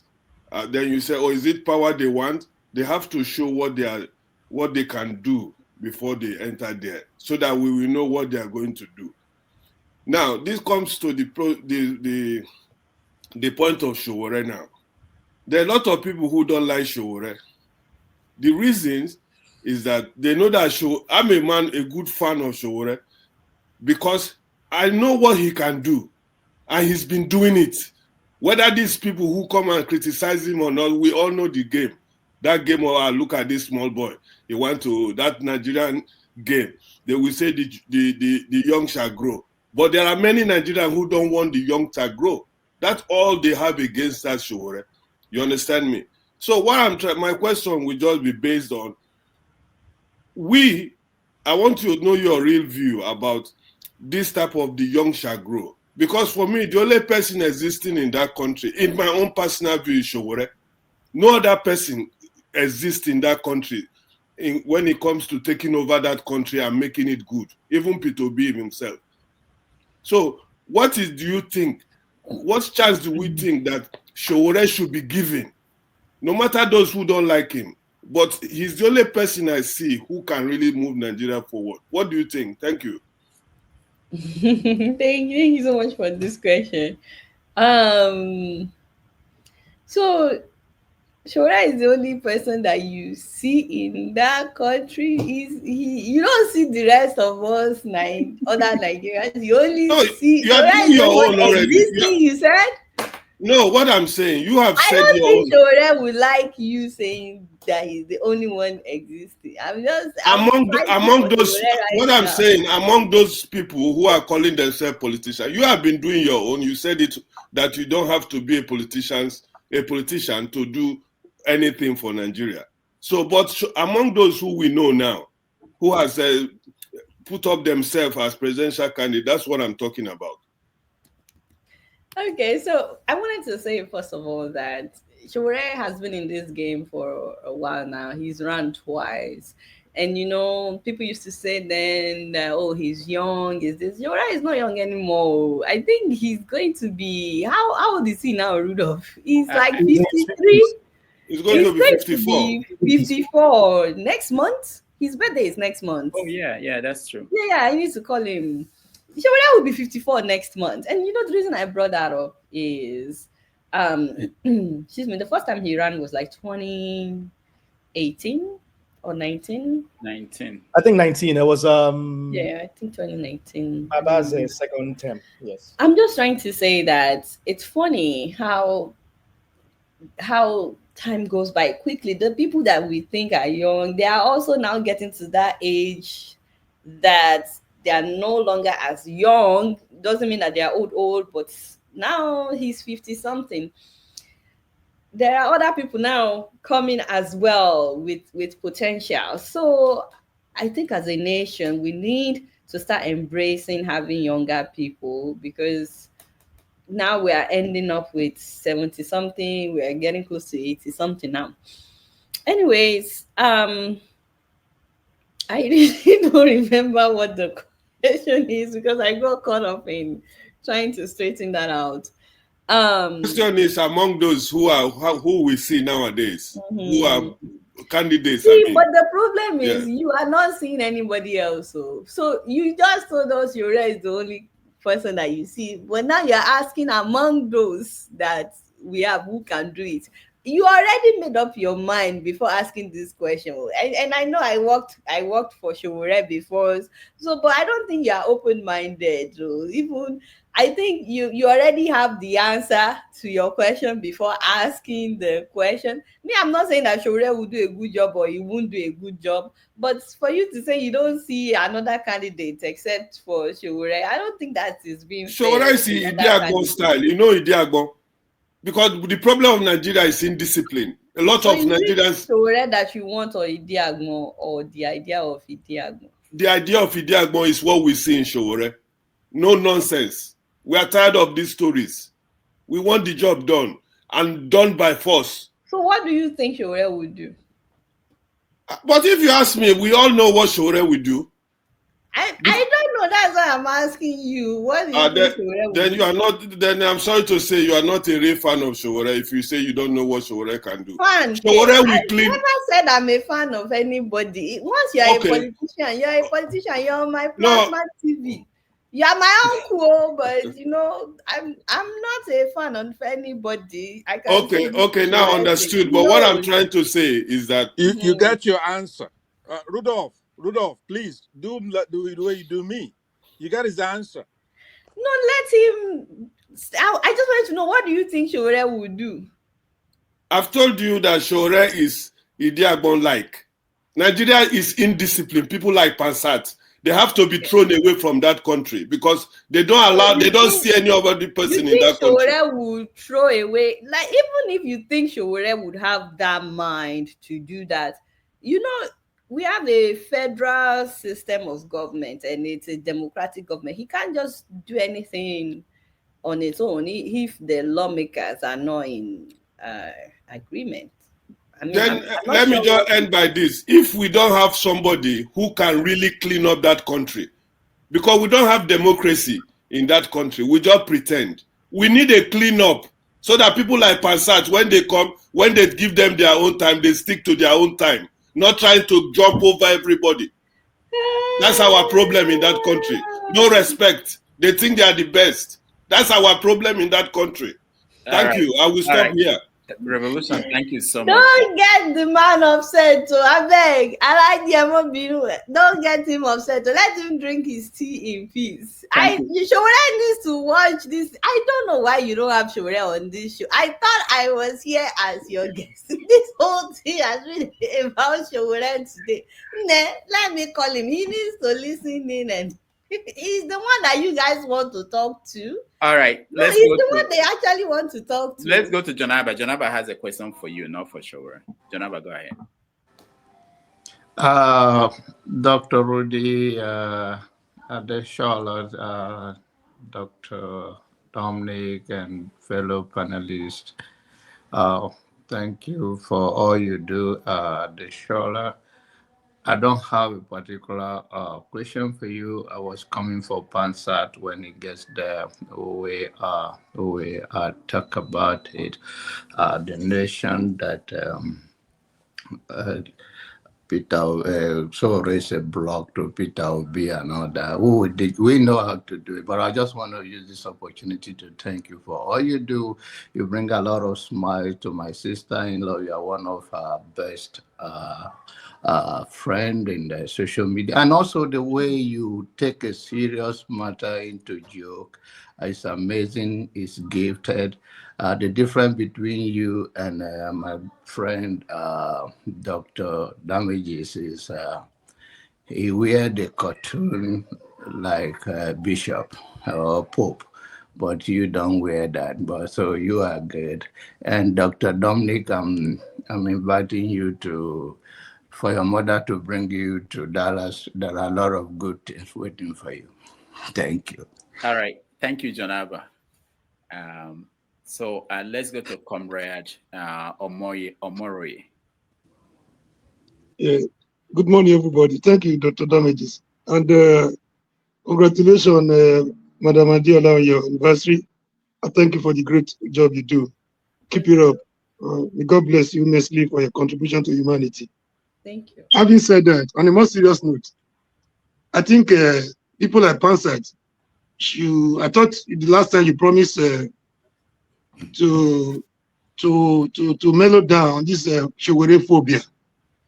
I don't know why you feel Showore is your problem in Nigeria. And you said Showore watered down people like Jonathan and people like Obi. I don't know the personal problem you have with Showore. The last time I checked, all the expose Showore did through his Sahara reporters, none of you have been able to come up to debunk any of them. Hold on. I was seeing people talking about the possibility of returning about $50-something, $50-something. Omori, can we focus on our guests? We can do this later on. If you have anything beef with Pansat, we can settle it when our guest is gone. Let's concentrate. I think Can you hear me? Yeah, I think I had a network issue. I didn't hear you. Oh, I'm saying, can we concentrate on what comment or question you have for Adeola so that later on we can deal with whatever you have with Yeah. I don't really have a question, but people should. I was watching the news about a few days ago. People are still talking about how to return money on the info. All right. He's having internet problem. Dr. Dominic, you're next. Is he in Nigeria? No, he's not in Nigeria. Wait, is it my turn? Oh. Yeah. Well. First of all, let me thank my madam for putting a smile on Nigerians' faces. See, trust me, I've been watching Adeola for years, and like early in the morning as I'm getting ready for work, when I put her voice, I become very happy. See that infectious laugh. But happy anniversary to you and your family. Thank you.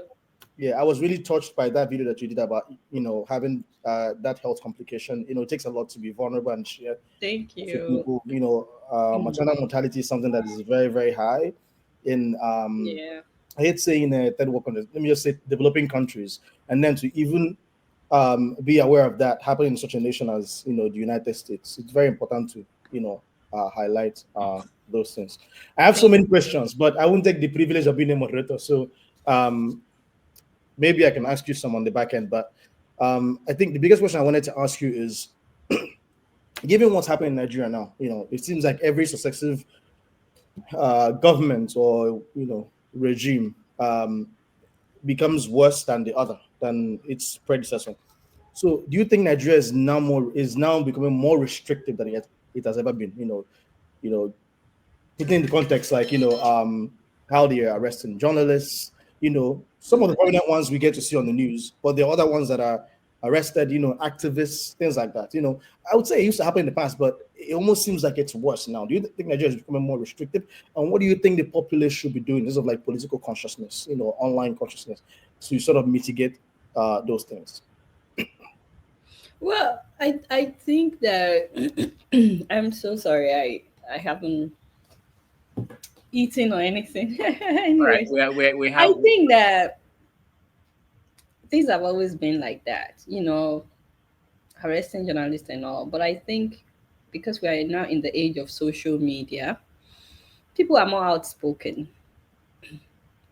than before. And they also know that they are able to speak and their voices will be heard beyond the shores of Nigeria because of social media. And I think the government is also aware of that and they are trying so hard to contain um excuse me, the I won't say the revolution, but they just don't want to get to that point where they would have to be accountable to the people. So they are trying everything in their power to keep things the way they've always been. You won't get in But trouble if even you though, say the word revolution, by the way, on this platform. hmm? You won't get in trouble if you say the word revolution on this platform. Yeah, So, but even though they've always arrested journalists and all, I personally don't actually think it's as bad as it used to be. Like at the time where they sent bomb letter to Delhi, um, like at the time where some journalists literally had to leave the country, and I know that that is still happening. People leaving the country. Um, But I think now we're at the age where if someone is threatening you, you can literally go on social media immediately and be like, guys, if anything happens to me, I just want you to know this is happening. This is going on because people didn't have that 15, 20 years ago. They didn't have that opportunity. So it's just their way of trying to make you believe that they are in power, that they are in control. It's like they they still want you to think that they are in control, but really, look at how they arrested that lawyer that we were all fighting for. What's his name again? The left arrow to me. Dele Farotimi. If it was in those days, it wouldn't have spread like it did the same day that he was arrested. We may be hearing about it some days after. But now people knew the same day. By the next day, it was already everywhere. It limited what they could do. He came out alive. I don't know if that was the plan, but and the I'm not context, insinuating anything. but Adeola, the context in this day and age is that this is supposedly a democratic dispensation. I know what you're talking about, cyanide, bomb Yeah. in a military regime. So is it more alarming now that it's this It has always been. I don't think we've ever truly practiced democracy in Nigeria. I don't think there's any one government that was true to this democracy thing where no journalist was picked up and all. Was there any, Rudolph? No, but the extent it differs from government to government. I think Jonathan was more, Lenient. yeah, he wasn't as. So definitely the last Alaji and the present Alaji's tenure, they've been more intolerant and trying to clamp down on journalists. So yeah, definitely I agree with you. All right. This is more of a comment for her question, but she doesn't have to answer it here. No. Thank you for what you're doing with Car Foundation. I like how you release those videos of things that are happening, how you are going to IDP camps and helping people. I'm curious in the digital space with what you're doing. Are you thinking of, delving into like medical healthcare literacy? I know you're not a physician, but I think there's space for someone like yourself who knows how to address very serious situations with a little bit of humor, just to make it palatable in this day and age when people are very distraught and depressed about what's happening in Nigeria. And I definitely can offer some advice if you want as a physician. So because that's something I would like to do for people, but I don't have the wherewithal to do that. So if I have an avenue of at least reaching out to people and tell them, non-communicable diseases are now what's killing more Nigerians than infectious diseases, as it was maybe 30, 40 years ago. So I just wanted to put it out there. You can always Rudolf. Do you have his contact? You should link me up with him. Definitely. All right, no problem. I have them. And are you in New York or are you in Atlanta? Where are you now? I am everywhere, my brother. I'm right at your back right now. You just don't see me. Yeah, Look outside your window. Look outside your window. Yeah, okay. All right. One last question. That's from Declan. Oh boy. Hi, Declan. Hi, Adam. I didn't have any questions. I was just here to defend you. I didn't know Declan was coming. Let me upload the video of Declan eating pounded yam like no man's business.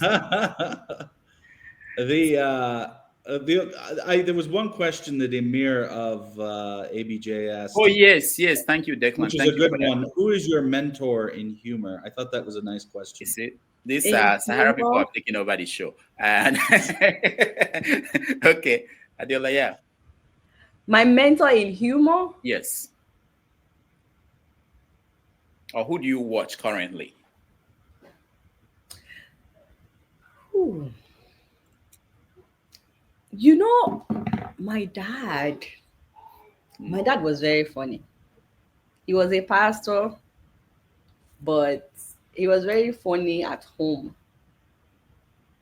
And he was always talking about those politicians making life tough for people.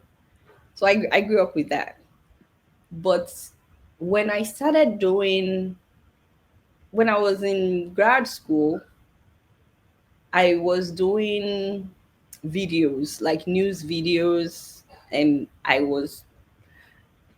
they will give all of us the same assignment. And I will always think I need to stand out somehow. So I will make my own funny. And everybody would laugh, And then after grad school, I started reporting about Africa before Sahara TV, before we started Sahara TV. And it was Abi Ishola that was producing me at the time. Do you remember Abi? Mm-hmm. And so she always liked when I put in the funny aspect. So I started doing that.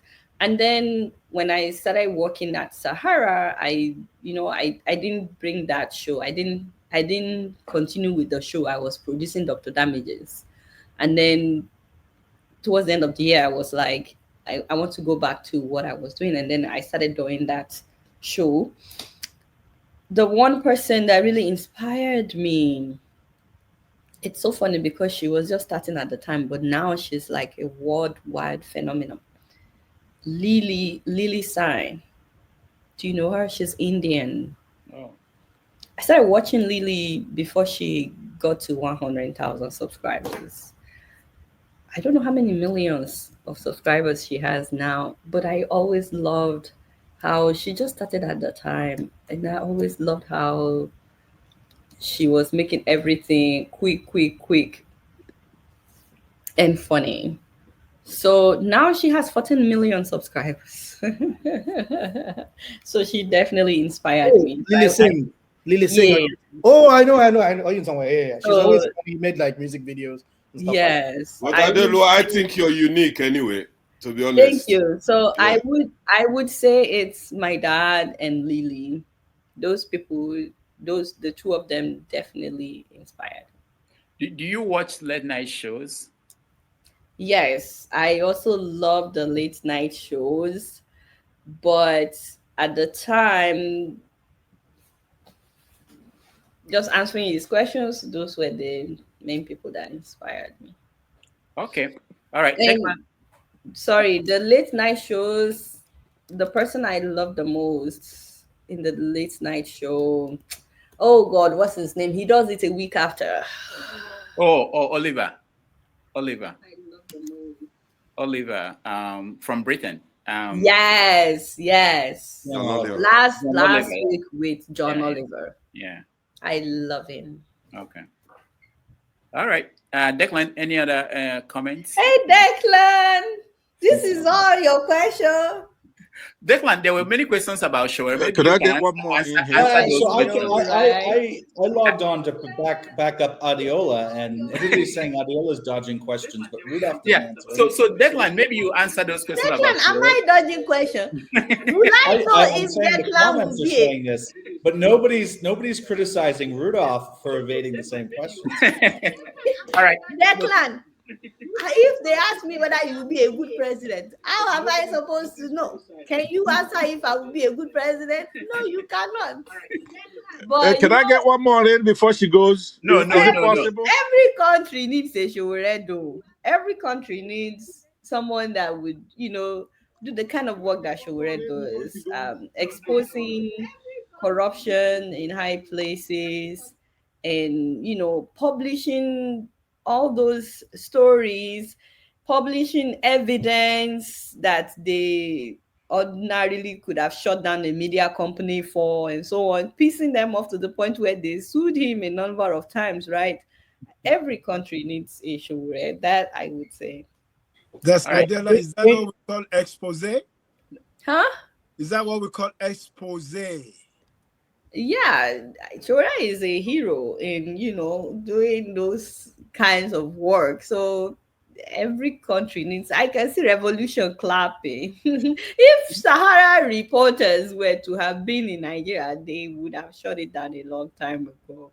Like when he started doing what he does. I like that we brought up Shore because I mean, I'm a big fan of Shore. I know Adela would say I'm not a fan of Shore. That's fine.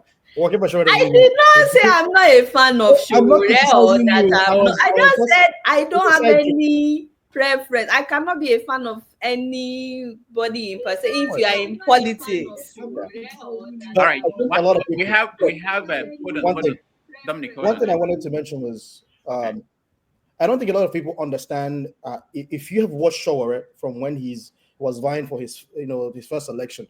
One thing people fail to understand about Shore's type of activism is he doesn't just say it, he demonstrates it. And for me, I never really took it to heart that Shore was going to win either of the elections. But through him actually being there on the ground, going to different states, showing the electoral process, how corrupt it is, how it pushes down the little candidates, how the numbers are manipulated, it made it even more tangible to Nigerians. So not only is he in America saying it, he's down in Nigeria demonstrating how the system stifles people who want to make change. That's the type of activism that I think is shown. People think he's running because he actually wants to win. I don't think so, personally. All right. You don't think he wants to win? You think he's there's a little part of him, but I think he actually please let me say something, Rudolph. I'm please. trying to help Adeola. Based on what I say, let me say something, right? No, hold on, Pansat, hold on. Yeah, Dr. Dominic. Okay. All right. Just 1 minute. Okay. Let me say that. Go ahead. Pansat, go ahead. Okay. I have a little stuff. Let me say that all of us agree that Showere is one of our heroes. Showere is a great activist, right? So it should be made clear here to those people, such as Revolution. I know what I did when Showere was being disrespected. Showere is a great activist, a courageous guy. That is a totally different thing from the harm he's causing us by not having good judgment. In every election, there comes a time when you have a binary choice. You give it your shot, you're not going to make it like we do here. At some point, then you're going to have to fold your thing and join whichever one is a better candidate. You can go all the way bad-mouthing who the people have chosen. In the case of Peter Obi, whom Showore cannot stand his shoes. In any of the virtues, including corruption. That's your view. That's your view, Mr. Pansat. In the PDP, but that's not a good enough reason to say he used to be in the PDP. Therefore, he's condemned forever. He should not run. Pansat, thank you. I want Revolution, Pansat, Dr. Dominic, please. the clan, who's going to answer more questions. Pastor, yeah, that's what I want to do. I want us to end this so that Adeola can leave, where you guys can have your conversation about Shore.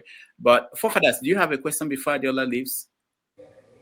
Not much. Thank you for giving me the opportunity, Dr. Rudolph, and greetings to everyone on the panel, the chat, and the viewers, of course, and special greetings to Adeola. I do watch your videos, and I don't have too much to complain about. When I don't have much to complain about, I don't tend to show up. But if you look at the Nigerian space today, do you have hope for things to be transformed for the better? And I definitely do. If I don't have hope, I won't be doing what I'm doing. Nigeria will get better someday. yeah, I the strongly question is believe that. the question is, how do you picture, what way do you picture it happening? We I elect think a he great has leader or to. something? I think he has to start from the grassroots. You see, when the NSAS protests broke out and people didn't see it coming. Thank you very much.